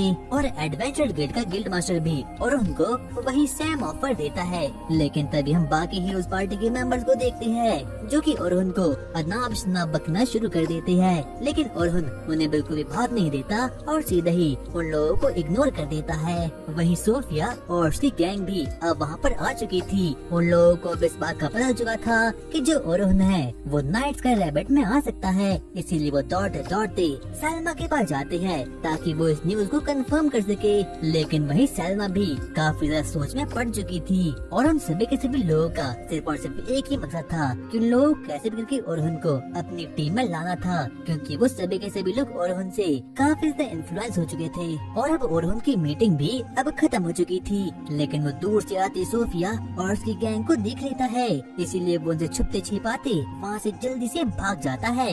दौड़ते दौड़ते ओरहुन वापस से उसी बूढ़े आदमी के पास जाता है और वो उसे बोलता है, मुझे कुछ भी समझ आया कि आखिरकार मुझे क्या करना चाहिए। तुम वो चीज करो जिससे कि तुम्हारे दिल को शांति मिलती है। और वही तीनों बच्चे ये डिसाइड कर देते हैं कि अगर गलती से भी ओरहुन उनकी पार्टी में नहीं आया तो वो अपनी पार्टी को भी लीव कर लेंगे और सीधे ही ओरहुन के स्टूडेंट बन जाएंगे। और ओरहुन आराम से रात में सोचने के लिए एक पेड़ के नीचे जाता है, लेकिन तभी उसकी मुलाकात वहाँ पर गलती से सोफिया से हो जाती है। और अब ओरहुन अपने मन में बहुत सोचता है कि आखिरकार उसे क्या करना चाहिए, कि उसे गिल्ड ज्वाइन करनी भी चाहिए या फिर नहीं। लेकिन तभी वो अपने मन में सोचता है, अगर मैंने गिल्ड ज्वाइन की तो मुझे सोफिया और सिमन दोनों के साथ ही प्लॉट को डेवलप करने का मौका मिल जाएगा। और अगली सुबह ओरहुन नाइट स्काई रैबिट में जाता है और उसके ऑफर को वहाँ पर एक्सेप्ट कर देता है। पुराने समय में जब ओलिवर और ओरहुन साथ में स्पारिंग कर रहे थे तो ओलिवर उनके हर एक मैच को बड़ी इजीली जी जाया करता था, यहाँ तक कि ओरहुन तो जानबूझकर हर एक मैच को वहाँ पर हार डाला था, और जिससे कि सभी लोगों को लगता था कि ओलिवर काफी ज्यादा महान है और ओरहुन के पास तो कोई भी पावर नहीं है। बल्कि ऐसा बिल्कुल भी नहीं था, सिवाय एक लड़की के जिसका नाम कि सियोन था। उसे ओरहुन के बारे में हर एक चीज के बारे में पता था। तभी हम देखते हैं कि सियोन अचानक से ओरहुन के पास जाती है और वो उसे बोलती है, मुझे पता है कि तुम अपनी हर एक फाइट में होल्ड बैक करते हो ना। और तभी ओरहुन भी अब उसे बोलना शुरू करता है, हाँ मैं होल्ड बैक करता हूँ क्योंकि मुझे डर है कि अगर मैंने अपनी पूरी पोटेंशियल का यूज कर दिया तो हो सकता है कि ओलिवर इंजर्ड हो जाए। पर ओरहुन, लोग तुम्हें काफी ज्यादा वीक समझते हैं। लेकिन तभी ओरहुन उसे बोलता है, मुझे से कोई भी फर्क नहीं पड़ता। और हम देखते हैं कि वो दोनों ही आपस में काफी ज्यादा अच्छे दोस्त थे। हम लोग अब वापस से प्रेजेंट में आते हैं, जहाँ पर हम पूरे के पूरे रीजनल ग्रैंड मास्टर को देखते हैं। और तभी गिल्ड मास्टर भी अब उसके पास आता है और वो उसे बताता है कि आपको पता है कि ब्लैक ड्रैगन को अकेले ही एक एडवेंचर ने खत्म कर दिया। और जैसे ही ग्रैंड मास्टर इस बात को सुनता है तो वो सच में ही काफी शॉक्ड हो चुका था। उसे बिल्कुल भी विश्वास नहीं होता कि किसी एडवेंचर के पास अकेले ही इतनी पावर भी हो सकती है कि उसमें अकेले ही ब्लैक ड्रैगन खत्म करने का दम हो। तभी वो उसे बोलता है, क्या आखिरकार उसका नाम क्या है? उस एडवेंचर का नाम ओरहुन है। और जैसे ही ग्रैंड मास्टर को इसके बारे में पता चलता है तो वो सच में ही काफी ज्यादा शॉक्ड हो चुका था, क्योंकि उसे तो ओरहुन के बारे में पहले पता था, लेकिन उसे इसके बारे में बिल्कुल पता नहीं था कि जो ओरहुन है वो इतना ज्यादा शक्तिशाली भी हो सकता है। और तभी हम क्यूटी सियोन को देखते हैं, जो कि अपनी टीम मेंबर के साथ थी। वो अभी कुछ बंदों का खात्मा करके वहाँ से आती है, लेकिन तभी वो अपने टीम मेंबर से बातचीत करना शुरू करती है। लेकिन तभी उसे अपने पीछे कुछ अजीब सी चीज का एहसास होता है। वो उसे बोलती है, तुम जो कोई भी हो सामने आ जाओ। और तभी हम देखते हैं कि वहाँ पर एक सीक्रेट मैसेंजर अब वहाँ पर आ चुका था। वो सियोन को पूरी की पूरी न्यूज को दे देता है और वो उसे बोलता है, एक एडवेंचर ने अकेले ही ब्लैक ड्रैगन खत्म कर दिया है। जिस चीज को सुनकर के सियोन भी काफी ज्यादा शॉक्ड हो चुकी थी। और वो मैसेंजर उसे बताता है कि आपको पता है कि वो एडवेंचर चर्च के साथ भी लिंक रखता है। सियोन इस बात को सुनकर काफी ज्यादा शॉक्ड हो चुकी थी, क्योंकि पुराने समय में ओरहुन और सियोन काफी अच्छे दोस्त थे, लेकिन चर्च ने उन लोगों को एक दूसरे से बिल्कुल अलग कर दिया। और तब से ही सियोन सियोन को चर्च से काफी ज्यादा नफरत हो रखी थी। चर्च ने एक दिन सियोन को झूठी खबर दी कि ओरोहन मारा जा चुका था, इसीलिए उसी दिन से सियोन को चर्च से काफी ज्यादा नफरत होनी शुरू हो चुकी थी। और वहीं दूसरी ओर हम ओरोहन को देखते हैं जो कि नाइट स्काई रैबिट के गिल्ड में मीटिंग अटेंड कर रहा था। और यहाँ पर नाइट स्काई रैबिट के हर मेंबर्स ये डिसाइड करने वाले हैं कि आखिरकार ओरोहन को लोगों को आर्मी लीडर की पोस्ट को देना भी होगा या फिर नहीं। लेकिन तभी हम देखते हैं कि उनमें से एक हायरार्की ओरोहन से अजीब अजीब से सवाल करना शुरू करता है। वो उसे बोलता है, क्या तुम गिल्ड के लिए अपनी जान को दांव पे लगा सकते हो? नहीं, मैं ऐसा बिल्कुल भी नहीं कर सकता। और जैसे ही ओरोहन इस चीज को बोलता है तो सभी के सभी लोग इस आंसर को सुनकर काफी शॉक्ड हो चुके थे। उन लोगों को बिल्कुल विश्वास नहीं होता कि कोई ऐसा भी बोल सकता है। और तभी ओरोहन उन लोगों को बोलता है, मेरे लिए क्लैन इम्पोर्टेंट नहीं है, बल्कि मेरे लिए क्लैन के मेंबर्स इम्पोर्टेंट है और उनके लिए मैं अपनी जान को दांव पर लगा सकता हूँ। और अब सभी के सभी लीडर्स इस बात को सुनकर काफी इम्प्रेस हो चुके थे। और अब इतना कहने के बाद अब ओरोहन सेल्मा के साथ बाहर जाना शुरू करता है। लेकिन तभी उसकी मुलाकात वहाँ पर गिल्ड अटेंडेंट स्टेला से होती है। मास्टर ओरोहन, मेरे पास आपके लिए एक नया टास्क है। आपको कुछ नए रिक्रूट्स को ट्रेन करना होगा। और यहाँ तक कि ओरोहन भी इस बात को मान जाता है। अब ओरोहन अपने नए स्टूडेंट से मिलने के लिए वहाँ पर निकल जाता है, जिनका नाम की रैन, लुक्रीटा और विल होता है। और जैसे ही वो लोग ओरोहन को देखते हैं तो वो लोग काफी ज्यादा हाइप्ड अप हो चुके थे। वो लोग सीधा ही ओरोहन से सवाल जवाब करना शुरू करते हैं। वो उसे बोलते हैं, आखिरकार आपने ब्लैक ड्रैगन कैसे हराया? और उनके पास कोई स्पेसिफिक आंसर नहीं था, इसीलिए वो अजीब अजीब सी चीजें बोलना शुरू करता है। सबसे पहले मैंने एक स्पेल का यूज किया जिससे कि मैंने उसकी अटैक मैजिक को एकदम वीक कर दिया। उसके बाद मैंने अपने ऊपर एक पावर स्पेल का मैजिक का यूज किया जिसकी वजह से कि मैंने अपनी स्किल्स को काफी बफ कर लिया। और अब सभी के सभी लोग ओरोहन के इस जवाब को सुनकर काफी शॉक्ड हो चुके थे। उन लोगों को बिल्कुल भी विश्वास नहीं होता कि ओरोहन सच में इतना ज्यादा पावरफुल भी हो सकता है। आगे वो लोग आपस में प्लान बनाना शुरू करते हैं। उन लोगों का मिशन था कि वो लोग डंजन में जाने वाले हैं और वहाँ पर वो सभी के सभी लोग अपनी न्यू टीम के साथ टीम वर्क का इस्तेमाल करेंगे। लेकिन तभी ओरोहन उन लोगों को बोलता है, मैं चल तो जाता लेकिन मेरी पुरानी स्वॉर्ड एकदम खत्म हो चुकी है। इसीलिए अब ओरोहन की नई टीम उसे इस पूरे के पूरे वर्ल्ड के सबसे बेस्ट ब्लैकस्मिथ एरन के पास ले जाती है। और वहाँ पर वो लोग ओरोहन की स्वॉर्ड खरीदने के लिए अब वहाँ पर निकल जाते हैं। लेकिन तभी एरन उन लोगों को बोलता है, दरअसल मेरे पास कोई भी आइटम्स नहीं है जिसकी हेल्प से कि मैं कुछ ऑसम सी स्वॉर्ड को बना सकूं। अगर तुम्हें स्वॉर्ड बनानी है तो तुम लोगों को डंजन के डीप में जाना होगा और वहाँ से कुछ आइटम्स को कलेक्ट करके लाना होगा। लेकिन तभी ओरोहन अपने आइटम बैग्स को वहाँ पर निकालता है और अपने बैग से डिफरेंट आइटम्स को वहाँ पर निकाल देता है। और उन्हीं में से एक आइटम ब्लैक ड्रैगन का स्केल भी था। और जैसे ही वो लोग उस चीज को देखते हैं तो वो लोग सबसे पहले काफी शॉक्ड हो चुके थे। यहाँ तक कि उन लोगों को उस ब्लैक ड्रैगन का स्केल को देखकर अपने पुराने टीममेट यानी कि एल्बर्ट की याद आना शुरू हो चुकी थी, क्योंकि ब्लैक ड्रैगन ने ही एल्बर्ट को खत्म कर दिया था, जिससे कि ओरोहन को थोड़ा गिल्टी फील होता है। आगे अब ओरोहन अपने नए टीममेट के साथ मीटिंग करना शुरू करता है ताकि वो लोग स्ट्रेटेजी बना पाए कि आखिरकार वो लोग फ्लोर 86 में जाकर क्या करने वाले हैं। और यहाँ तक कि ओरोहन का अपनी नई टीम मेंबर के साथ स्ट्रेटेजी प्लानिंग और बाकी चीजें भी काफी ज्यादा एनहेंस हो पाए। और उसे कुछ समय के बाद ही वो सभी के सभी लोग फाइनली फ्लोर 86 तक पहुँच चुके थे। और वो फ्लोर कोई डंजस नहीं बल्कि जंगल रहा था। यहाँ तक कि सैल्मा ने भी सभी को अपने अपने रूल बता दिए थे। जो विल है वो शील्ड का काम करेगा, रेन अटैक करेगी और लुक्रीटा हिलिंग का काम करेगी। वो लोग अब आगे बढ़ना शुरू करते हैं ताकि वो लोग जल्द से जल्द उस फ्लोर 86 को वहाँ पर खत्म कर पाए। लेकिन उससे पहले ओरोहन और सैल्मा साथ मिलकर प्लान बनाते हैं। वो लोग प्लान क्रिएट कर ही रहे थे, लेकिन तभी अचानक से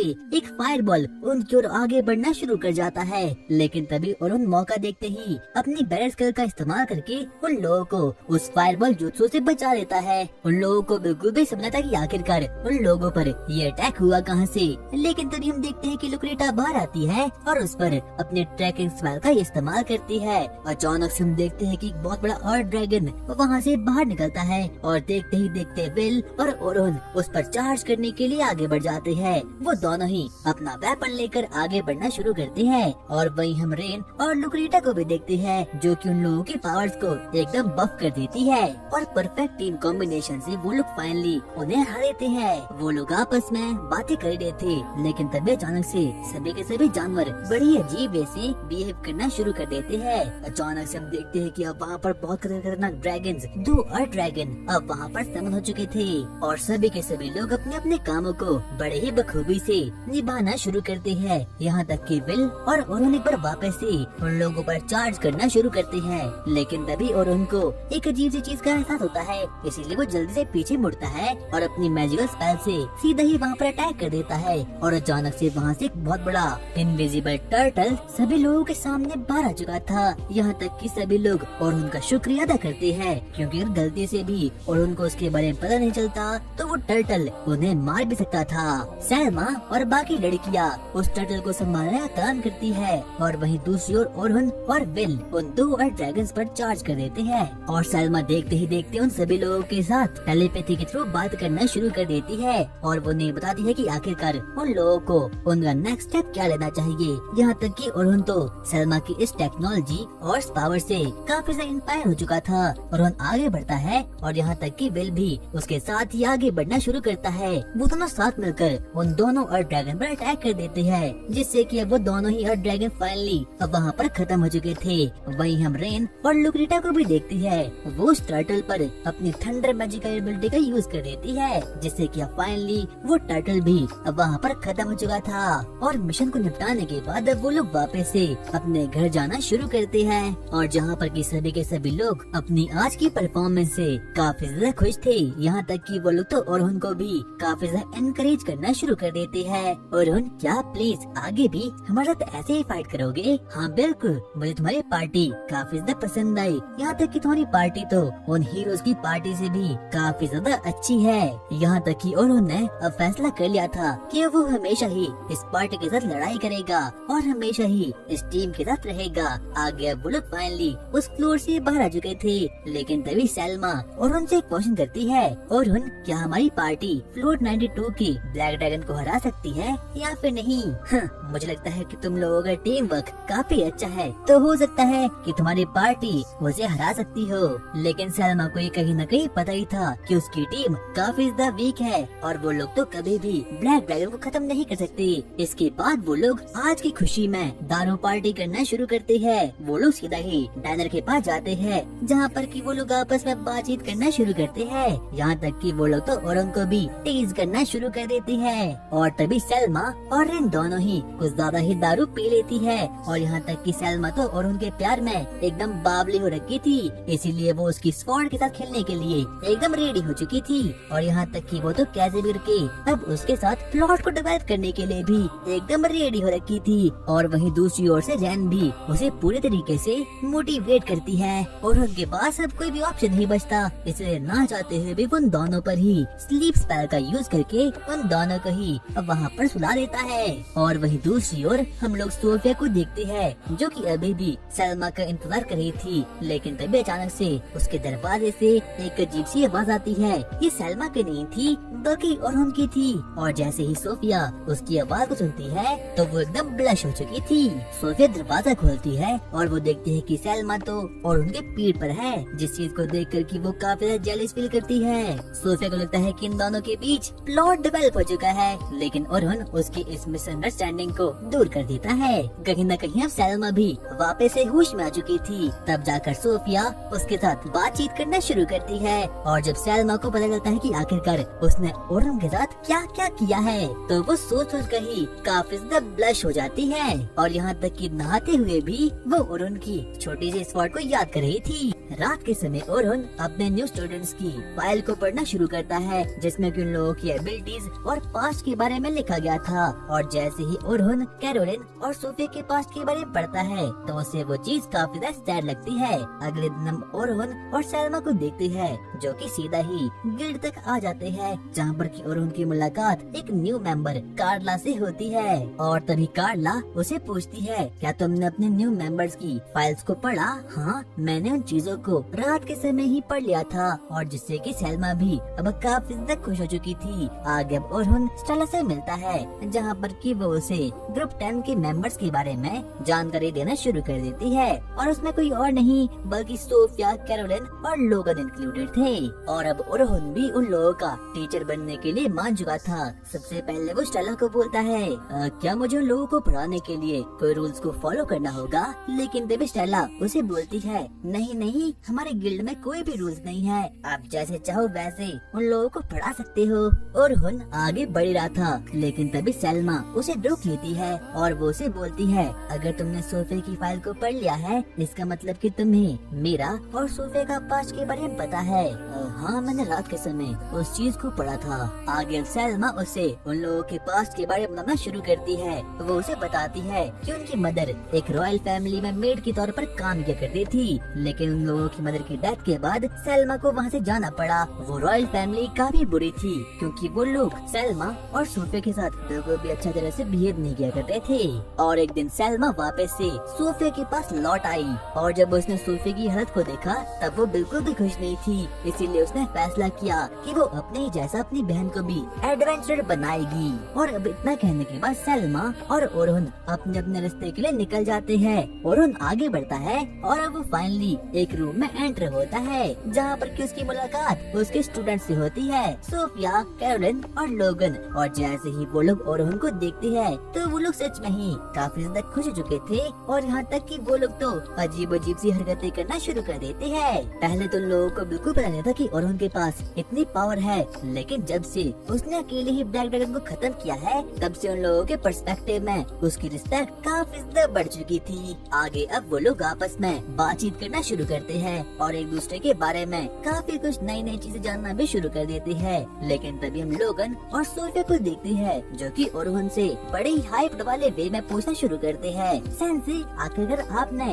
उस ब्लैक ड्रैगन को कैसे खत्म किया? मैंने काफी ज्यादा तक ट्रेनिंग की, जिसकी हेल्प से कि मेरे पास काफी ज्यादा पावर्स इकट्ठा हो गई है, और मैं तुम्हें भी उन पावर्स को सिखाऊंगा, जिसकी वजह से कि तुम लोग भी ब्लैक ड्रैगन को हरा सकते हो। और यहाँ तक कि इस बात को सुनकर तो वो लोग तो काफी ज्यादा ही खुश हो चुके थे। और तभी ओरहुन भी अब उन लोगों की क्लास को शुरू कर देता है। सबसे पहले वो एक एक मेंबर से पूछता है, देखो, मुझे जानना है कि आखिरकार तुम लोग एडवेंचर क्यों बनना चाहते हो। सबसे पहले सोफिया अपना रीजन देती है और बोलती है कि उसे अपनी बहन जैसा, यानी कि सेल्मा के जैसा ही एडवेंचर बनना है, और वो अपनी बहन से काफी ज्यादा इंस्पायर है, इसीलिए उसे भी उसके जैसा ही एक महान एडवेंचर बनना है। अगली बारी लोगन की आती है, वो सीधा ही और उनको बोलता है, बस मुझे तो एडवेंचर बन के पैसे कमाने हैं, क्योंकि जहाँ से मैं आता हूँ वो काफी ज्यादा गरीब विलेज है। मैं एडवेंचर बन के बहुत पैसे कमाऊंगा। और अब लास्ट में जाके कैरोलिन की बारी आती है, और वहीं हम कैरोलिन को देखते हैं, जो कि अभी भी काफी ज्यादा एक्साइटमेंट में थी। वो सीधा ही और उनको बोलती है, मुझे एडवेंचर इसलिए बनना है क्योंकि मुझे इस काम में काफी ज्यादा मजा आता है। लेकिन कहीं न कहीं और उनको इस चीज का अंदाजा हो चुका था कि जो कैरोलिन है वो कुछ न कुछ तो छिपा रही है। और इतने में वो सभी के सभी लोग और उनसे पूछते हैं, सेंसे, आखिरकार आप एक एडवेंचर क्यों बने? क्योंकि मुझे काफी ज्यादा स्ट्रॉन्ग बनना है, और मुझे उन लोगों को प्रोटेक्ट करना है जिनसे कि मैं प्यार करता हूँ, क्योंकि वीक लोग किसी को भी प्रोटेक्ट नहीं कर सकते। और कुछ समय के बाद ही अब वो लोग अपनी प्रैक्टिकल ट्रेनिंग करने के लिए डंजन की ओर निकल जाते हैं। और जहाँ पर की कैरोलिन अटैकिंग का काम कर रही थी, वो आगे बढ़ती है और देखते ही देखते हर एक वुल्फ मॉन्स्टर को वहाँ पर खत्म कर देती है, और बाकी सभी के सभी लोग उसे दूर से देखना शुरू करते हैं। लेकिन ओरहुन को कहीं न कहीं उसकी कॉम्बैट स्किल में थोड़ी बहुत गलती नजर आ चुकी थी।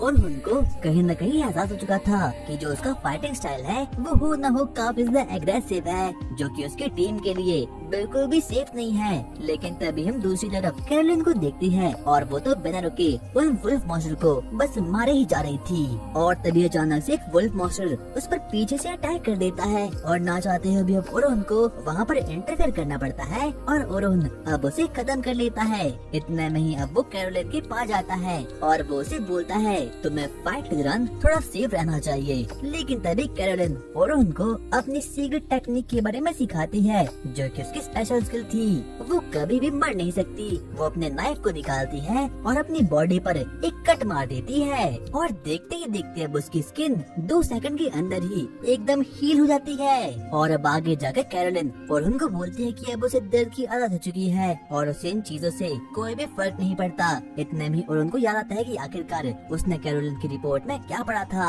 जब कैरोलिन छोटी सी थी तो उसे एक साइको चर्च के लोगों ने पकड़ लिया था, जो कि उस पर दिन रात सुबह शाम एक्सपेरिमेंट किया करते थे, यहाँ तक कि वो उसकी बॉडी को हर तरीके से काट दिया करते थे। और वो लोग उसे अपने नए नए एक्सपेरिमेंट के लिए काफी ज्यादा टॉर्चर भी किया करते थे। लेकिन तभी एक दिन वहाँ पर एल्बर्ट आया, जिसने कि कैरोलिन को वहाँ से छुड़ा दिया और उसे समझाता है कि अगर उसे लड़ना ही है तो उसे एकदम प्योर सेफ्टी के साथ लड़ना होगा, क्योंकि उसके टीममेट्स को उसकी काफी ज्यादा चिंता है। और जैसे वो अपने टीममेट्स को देखती है तो उनके चेहरे पर बिल्कुल भी स्माइल नहीं थी।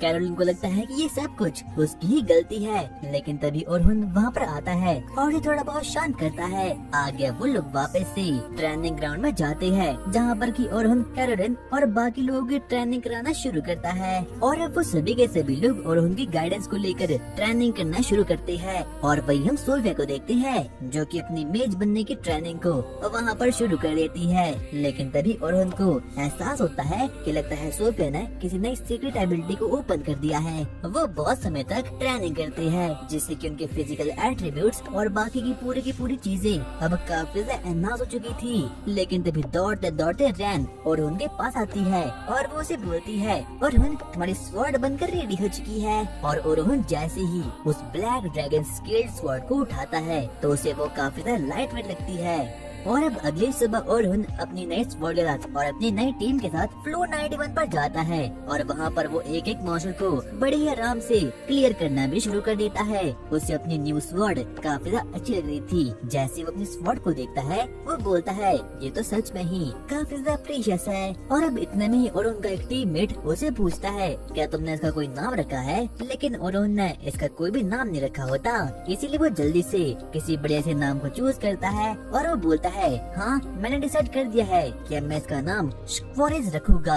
जब लोग इस नाम को सुनते हैं तो लोगों को काफी ज्यादा वियर्ड लगता है, क्योंकि ये नाम भाई सच में ही काफी ज्यादा अजीब सा था। लेकिन तभी ओरहुन उन लोगों को बताता है कि इस नाम का मतलब ब्लैक रैबिट है। आगे अब वो लोग आपस में बातचीत करना शुरू करते हैं। उन लोगों की टीम पार्टी अभी डिसाइड कर देती है कि अब वो लोग फाइनली फ्लोर 92 पर जाने वाले हैं, जहाँ पर कि उनका इंतजार ब्लैक ड्रैगन कर रहा है। वो लोग अब डंजन से बाहर आते हैं, लेकिन तभी सैल्मा ओरहुन को रोक देती है और वो उसे बोलती है ओरहुन मुझे तुमसे कुछ बात करनी है। हाँ तुम बोल सकती हो, क्या तुम मेरे साथ कल बाहर डेट पर जाओगे? नहीं सैल्मा मुझे माफ करना, मैं ऐसा नहीं कर सकती, क्योंकि कल मैं ग्रुप 10 के साथ 29 फ्लोर को एक्सप्लोर करने जाऊंगा। जैसे ही सैल्मा इस बात को सुनती है तो वो सच में ही काफी ज्यादा इम्प्रेस हो चुकी थी, क्योंकि ग्रुप 10 सच में ही काफी बड़ी अच्छी वे में प्रोग्रेस कर रहा था और इसलिए वो बुरा भी नहीं मानती। रात के समय अब ओरहुन अपने दोस्त यानी कि उसी बूढ़े आदमी के पास जाता है। वो बूढ़ा आदमी अब उसे एक बहुत ही सीक्रेट बात बताना शुरू करता है। वो उसे बताता है कि इस पूरे के पूरे वर्ल्ड में एक बहुत ही खतरनाक ग्रुप आ चुका है, जिनका काम है एडवेंचर को खत्म करना, और इस क्रिमिनल ऑर्गेनाइजेशन का नाम कुछ और नहीं बल्कि एमेंट्रॉफ ग्रुप है। और ओरहुन को तो इसके बारे में पहले से कहीं न कहीं खबर थी। उसे पता था कि जो एमेंट्रॉफ ग्रुप है वो काफी ज्यादा खतरनाक है और लोगों का सिर्फ और सिर्फ एक ही काम होता है कि लोग कैसे भी करके एडवेंचर्स को खत्म करना होता है। और जो कोई भी क्रिमिनल ग्रुप होता है ये किसी चर्च के अंदर रहकर ही काम करते हैं। वो बूढ़ा आदमी ओरहुन को बोलता है तुम्हें अपनी जान को थोड़ा संभाल कर रखना होगा, क्योंकि हो सकता है कि वो तुम पर भी अटैक करे। हाँ मैं ध्यान रखूंगा। लेकिन तभी जाते जाते ओरहुन उस बूढ़े आदमी को कुछ बनाने के लिए बोलता है और अब वहाँ से निकल जाता है। और वहीं दूसरी ओर हम लोग ओरहुन के पार्टी मेंबर्स को देखते हैं। वो सभी के सभी काफी ज्यादा नर्वस थे, क्योंकि कहीं न कहीं वो लोग अब 92 फ्लोर को एक्सप्लोर करने वाले हैं और वहीं पर उनकी पुरानी टीममेट यानी कि एल्बर्ट की मौत हुई थी, जिस चीज को देख कर वो सभी के सभी लोग काफी ज्यादा नर्वस थे। वहीं दूसरी ओर सैल्मा भी काफी ज्यादा डरी हुई थी, क्योंकि कहीं न कहीं उसे भी ब्लैक ड्रैगन से काफी ज्यादा डर लग रहा था। लेकिन तभी सोफिया पीछे से आती है और उसे गले से लगा देती है। अगली ही सुबह वो ओरहुन ग्रुप 10 के साथ 29 फ्लोर पर निकल जाता है, जहाँ पर कि वो लोग सबसे पहले डंजन डंजन को एक्सप्लोर करना शुरू करते हैं। ग्रुप 10 सच में ही काफी अच्छे तरीके से प्रोग्रेस कर रहा था। जैसे ही वो लोग आगे जाते हैं, वो लोग एक के बाद एक करके हर एक मॉन्स्टर को वहाँ पर मारना शुरू कर देते हैं और आखिरकार अब वो लोग फाइनली 29 फ्लोर को भी क्लियर कर देते हैं और अगली बार अब वो लोग 30 फ्लोर पर जाने वाले हैं। और जैसे ही वो लोग 30 फ्लोर को क्लियर कर लेंगे तो वो नूब एडवेंचर नहीं बल्कि प्रो एडवेंचर में कन्वर्ट हो जाएगी। लेकिन कहीं न कहीं सोफिया इस बात को लेकर काफी ज्यादा दुखी थी, क्योंकि जैसे ही वो लोग 30 फ्लोर को क्लियर कर लेंगे वैसे ही और उनका सेंस ही नहीं रहेगा, जिस बात से वो काफी सैड भी थी। ग्रुप 10 अब एस्टेला के पास जाता है ताकि वो लोग वहाँ पर रजिस्टर कर सके और 30 फ्लोर में जा सके। लेकिन तभी एस्टेला उन लोगों को बोलती है कि आपके लिए खुशखबरी है, क्योंकि अब वो लोग 30 फ्लोर में जाने के लिए एलिजिबल हो चुके हैं और उन्हें आज से ठीक 2 दिनों बाद ही 30 फ्लोर की ओर निकलना होगा। लेकिन अब ये बात काफी ज्यादा गड़बड़ वाली हो चुकी थी, क्योंकि ओरहन को भी 92 फ्लोर के लिए 2 दिनों बाद ही निकलना होगा और वो एक ही टाइम पे 2 जगह तक नहीं जा सकता। इसीलिए उसके ग्रुप 10 के लोग उसे बोलना शुरू करते हैं, सेंसे आप वहाँ पर निकल जाइए, क्योंकि हम लोग अपना ध्यान खुद रख सकते हैं। और अब कहीं न कहीं ओरहन भी उनको लेकर थोड़ा बहुत टेंशन में आ चुका था। इसीलिए वो लोगों को बोलता है सबसे पहले मैं तुम्हारे प्लान को सुनूंगा और अगर मुझे तुम्हारा प्लान खराब लगा तो मैं 92 फ्लोर जाने के लिए कैंसिल कर दूंगा। वो लोग उसे अब अपना प्लान सुनाते हैं जो कि काफी ज्यादा अच्छा था। लेकिन तभी ओरहन उन लोगों को बोलता है, देखो बच्चों, इस शापित दुनिया में चीजें वैसे नहीं चलती जैसा कि तुम चाहते हो, इसलिए तुम्हें हर चुनौतियों के लिए तैयार रहना होगा। और अब अगली ही सुबह वो लोग अपने अपने डंजन के लिए आगे बढ़ना शुरू कर देते हैं और वहीं हम ग्रुप 10 को देखते हैं जो कि 30 फ्लोर में निकलते हैं और वो हर एक मॉन्स्टर को वहाँ पर खत्म करना शुरू कर देते हैं। सबसे पहले वो बड़े ही इजीली कुछ गॉब्लिन मॉन्स्टर को वहाँ पर खत्म कर देते हैं और यहाँ तक कि उन लोगों का इंस्ट्रक्टर भी ये देखकर काफी शॉक्ड हो चुका था। उसे बिल्कुल विश्वास नहीं होता कि रूकीज की पार्टी में इतनी ज्यादा स्ट्रेंथ भी हो सकती है। और वहीं दूसरी ओर अब ओरहन की गैंग भी फाइनली 92nd फ्लोर पर एंटर हो चुकी थी और देखते ही देखते सलमा सबसे पहले उन लोगों को बफ कर लेती है और उन लोगों की पूरी स्ट्रेंथ को काफी से इंक्रीज कर देती है। और जाने से पहले ओरहन ने पहले ही ग्रुप 10 को कुछ लॉगर्स दे दिए थे और अब ओरहन भी अपने ऊपर सुपर स्ट्रेंथ का यूज करता है और अपने सभी के सभी स्ट्रेंथ और एट्रीब्यूट्स को काफी ज्यादा एनहांस कर देता है। ग्रुप 10 फाइनली फ्लोर को क्लियर कर देते हैं। लेकिन जैसे ही वो लोग फ्लोर बॉस को क्लियर करने के लिए वहाँ पर जाते हैं, उन लोगों को गेट के बाहर एक और टीम दिखाई देती है। लोगन और बाकी लोग उन लोगों के पास जाते हैं और वो उन लोगों को बोलते हैं, हम लोग नाइट्स का रैबिट से हैं और हम लोगों को यहाँ पर फ्लोर बॉस को क्लियर करने के लिए बुलाया गया है। और जैसे ही वो मिस्ट्री टीम उस गिल्ड का नाम सुनते हैं तो वो लोग काफी एक्साइटमेंट में आ चुके थे। तभी वो लोग उन लोगों को बोलते हैं, तो क्या तुम लोगों को ड्रैगन स्लेयर के बारे में पता है? लेकिन लोगन और बाकी लोग अभी तक काफी डर चुके थे, इसीलिए वो लोग उसे कुछ भी नहीं बताते। लेकिन तभी हम एक लड़की को देखते हैं जो कि काफी मिस्टीरियस थी। तभी वो जूरियल को बोलती है, जूरियल इन लोगों पर अपनी एबिलिटी का ट्राई करो। जूरियल उन लोगों के दिमाग को पढ़ना शुरू करता है। बाद में जाकर उन लोगों को इस चीज का एहसास होता है कि जो वो ड्रैगन स्लेयर है वो लोगों का टीचर भी है और वो लोग तो बहुत समय से ड्रैगन स्लेयर यानी कि ओरहन को ही ढूंढ रहे थे। और वहीं हम दूसरी ओर 92nd फ्लोर में ओरहन और उसकी पार्टी को देखते हैं जो कि अभी भी ब्लैक ड्रैगन से ही फाइट करे थे। वो लोग अपनी पूरी स्ट्रेंथ से उस पर वार करना शुरू करते हैं और फाइनली ब्लैक ड्रैगन भी काफी ज्यादा इंजर्ड हो चुका था। वहीं दूसरी ओर अब ग्रुप 10 काफी ज्यादा डर चुका था, इसीलिए उन लोगों का इंस्ट्रक्टर उन लोगों के पास आता है। वो लोगों को बोलता है, यहाँ से दूर हो जाओ। लेकिन अगले ही पल वो लोग उसके गले को काट देते हैं और तभी अब वो लोग अपनी जान बचाने के लिए वहाँ से भागना शुरू कर देती है। अचानक से अब कैरोलिन काफी गुस्से में आ चुकी थी। वो लोगों पर अटैक करने के लिए आगे दौड़ती है, लेकिन तभी वो लोग उसे एक ही शॉट में दूर पटक कर फेंक देते हैं। सोफिया अब जोर जोर से रोना शुरू कर देती है और ओरहन के दिए गए लॉकेट को जोर से पकड़ लेती है। और वहीं दूसरी ओर अब ओरहन को भी इस चीज का एहसास हो चुका था कि ग्रुप 10 पर कोई न कोई बड़ा खतरा आ चुका है। ओरहन सलमा को बोलता है, हमें जल्द से जल्द इस ब्लैक ड्रैगन को खत्म करना होगा। ओरहन अब अपनी लड़ाई पर ठीक से फोकस भी नहीं कर पाता। लेकिन तभी अब हम लोग उस ब्लैक ड्रैगन को देखते हैं जो कि अपनी सीक्रेट एबिलिटी का यूज कर देता है। वो रीजनरेट होना शुरू हो चुका था। उसके सभी के सभी स्टैट्स अब 100 टाइम्स ज्यादा इंक्रीज हो चुके थे। किसी को भी समझ आता कि आखिरकार ये यहाँ पर क्या हो रहा है। और तभी वो ड्रैगन अचानक से वापस से अपने ऊपर रीजनरेशन स्पेल का यूज कर देता है, जिससे कि उस पर हर लगे वुंड्स और बाकी चीजें एकदम हील हो चुकी थी। यहाँ तक कि अब उसकी पावर भी 100x और ज्यादा पावरफुल हो चुकी थी। अब वो ड्रैगन काफी ज्यादा खतरनाक बन चुका था।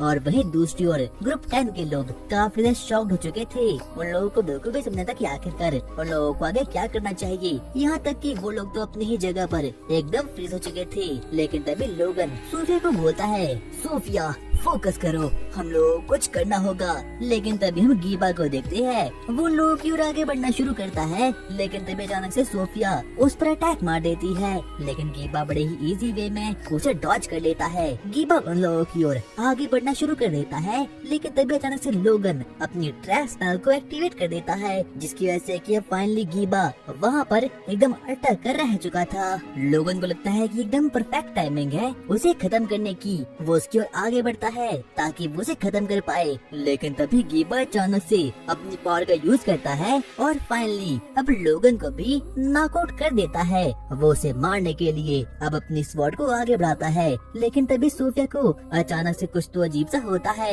अचानक से अब सोफिया भी उस पर अटैक करने का ट्राई करती है और हम लोग देखते हैं कि अचानक से सोफिया के पास एकदम स्पेशल एबिलिटी आ चुकी है, जिससे कि अब वो गीबा को एक जगह पर फ्रीज करके रख देती है। यहाँ तक कि गीबा के टीममेट भी समझ नहीं पाते कि आखिरकार अभी ये यहाँ पर हुआ क्या। सोफिया अब अपनी न्यू एबिलिटी से गीबा को पटक कर रख देती है। यहाँ तक कि वो लोगों के पास जाती है और अब उसे भी हील करने का ट्राई करती है। लेकिन अब कहीं न कहीं गीबा और बाकी लोग अब काफी ज्यादा गुस्से में आ चुके थे। वो सोफिया पर काफी ज्यादा गुस्से में आ चुके थे। लेकिन तभी लोगन भी हील होकर वापस से जाग चुका था। सोफिया और लोगन दोनों ही गीबा पर अपने मैजिक से अटैक करने का ट्राई करते हैं। वहीं दूसरी ओर अब ओरहुन की पार्टी को भी अब उस ब्लैक ड्रैगन के साथ लड़ने में काफी ज्यादा दिक्कत आ रही थी। लेकिन अब ओरहुन का काफी हो चुका था। उसे कैसे भी करके अब ग्रुप 10 वालों के पास जाना था। इसीलिए वो सबसे पहले अपने स्किल्स और बाकी चीजों को एकदम बफ कर देता है और साथ साथ में अब अपनी स्वॉर्ड पर मैजिक का यूज कर देता है, जिसका नाम होता है अल्ट्रेशन। वो सीधा ही उस ब्लैक ड्रैगन पर चार्ज कर देता है और एक ही शॉट में उसे नॉकड आउट कर देता है। लेकिन अभी भी वो ब्लैक ड्रैगन एकदम खत्म नहीं हुआ था। वो वापस से अपनी रीजनरेशन पावर का यूज करता है और वापस से खड़ा हो उठता है और देखते ही देखते वो ब्लैक ड्रैगन भी अब सैल्मा पर अटैक कर देता है, जिसकी वजह से कि अब सैल्मा भी एकदम बेहोश हो चुकी थी। लेकिन अब कहीं न कहीं ओरहुन काफी ज्यादा गुस्से में आ चुका था। इसीलिए वो सबसे पहले अपनी स्वॉर्ड पर अपने पूरे के पूरे अटैक को डाल देता है और अपनी नई एबिलिटी मैजिक कन्वर्जेंस का यूज कर देता है, जिससे कि वो फाइनली एक ही ब्लो में उस ब्लैक ड्रैगन को फाइनली खत्म कर देता है। और वहीं दूसरी ओर हम गीबा और सोफिया को देखते हैं। सोफिया अब सच में ही काफी ज्यादा डर चुकी थी, यहाँ तक कि उसके अंदर का माना भी एकदम खत्म हो चुका था। गीबा अपनी स्वॉर्ड को खड़ा उठाता है ताकि वो उसे खत्म कर सके। वो उस पर अटैक करने वाला था, लेकिन तभी ठीक समय पर वहाँ पर खुद ओरहुन अब वहाँ पर आ चुका था। वो काफी ज्यादा गुस्से में था। सबसे पहले वो अपने टीम मेंबर्स की चारों ओर एक ऑरा को क्रिएट कर देता है ताकि वो उन लोगों को प्रोटेक्ट कर सके। आगे वो उन लोगों से बातचीत करना शुरू करता है, तो तुम ही वो ड्रैगन स्लेयर हो, आखिरकार तुम लोग कौन हो? हम लोग एमंट ऑफ ग्रुप के लोग हैं और हम लोगों का सिर्फ और सिर्फ एक ही मकसद है, एडवेंचर्स का खात्मा। और उन सबसे पहले अपनी ग्रेविटेशनल मैजिक का यूज करता है और उन दोनों में से 2 मेंबर्स को एकदम खत्म करके रख देता है, जिसकी वजह से कि वो एक ही जगह पर एकदम फ्रीज हो चुके थे। आगे उन लोगों पर थंडर मैजिक का यूज करके उन लोगों को एकदम सुला कर रख देता है और अब सिर्फ और सिर्फ उस ग्रुप से सियोन ही बाकी बचती है और उस पर चार्ज कर देता है ताकि वो उसे खत्म कर सके। लेकिन तभी सियोन तो अपने एक ही अटैक से उसे डॉज कर देती है। आगे अब वो उस पर सबसे ज्यादा रेयर मैजिक यानी कि आइस मैजिक का यूज करना शुरू कर देती है और उन अपने मन में सोचता है क्या लगता है ये तो काफी हाई रैंक की मेज है। सियोन देखते ही देखते अब उस पर काफी ज्यादा अटैक करना शुरू कर देती है, यहाँ तक कि ओरहुन भी कुछ भी नहीं कर पाता। और जैसे ही धुआं उड़ता है वो देखते है कि ओरहुन तो अभी भी जिंदा है, क्योंकि ओरहुन ने अब अपनी स्वॉर्ड को काफी ज्यादा एनहांस कर दिया था। ओरहुन अचानक से सियोन पर एक अजीब से अटैक को कर देता है। वो अपनी स्वॉर्ड को एकदम व्हिप बनाता है और अब सियोन को पकड़ कर रख देता है। और जैसे ही सियोन ओरोन के स्पार को देखती है वो बोलती है, क्या कहीं तुम ओरोन तो नहीं? और जैसे ही ओरोन भी अब सियोन के पूरे चेहरे को देखता है उसे लगता है कि हो ना हो ये जरूर उसकी ही बचपन की दोस्त है। लेकिन वो लोग एक दूसरे को सही तरीके से पहचान नहीं पाते। धीरे धीरे करके अब बाकी लोग भी बेहोश में आना शुरू हो चुके थे और उनको लगता है कि अगर ये लोग वापस से हील हो गए तो उसका यहाँ से वापस जिंदा लौटना काफी ज्यादा मुश्किल हो जाएगा। लेकिन तभी देखते ही देखते अब वहाँ पर सेल्मा और बाकी लोग भी अब वहाँ पर आ चुके थे और मौका देखते ही सियोन अब अपने लोगों के साथ वहाँ से टेलीपोर्ट हो चुकी थी। सब कुछ सॉल्व हो चुका था। लेकिन वहीं दूसरी ओर हम ग्रैंड मास्टर को देखते हैं और जब उसे इस बात का पता चलता है कि ओरोन ने अकेले ही उस ब्लैक ड्रैगन का खात्मा कर दिया है तो वो एकदम गुस्से से पागल हो चुका था। ओरोन, मैं तुम्हें खत्म करके रहूंगा। और ओरोन और उसकी टीम मेंबर्स वापस डंजन को एक्सप्लोर करने के लिए अब वहाँ पर निकल चुके थे और अब इसी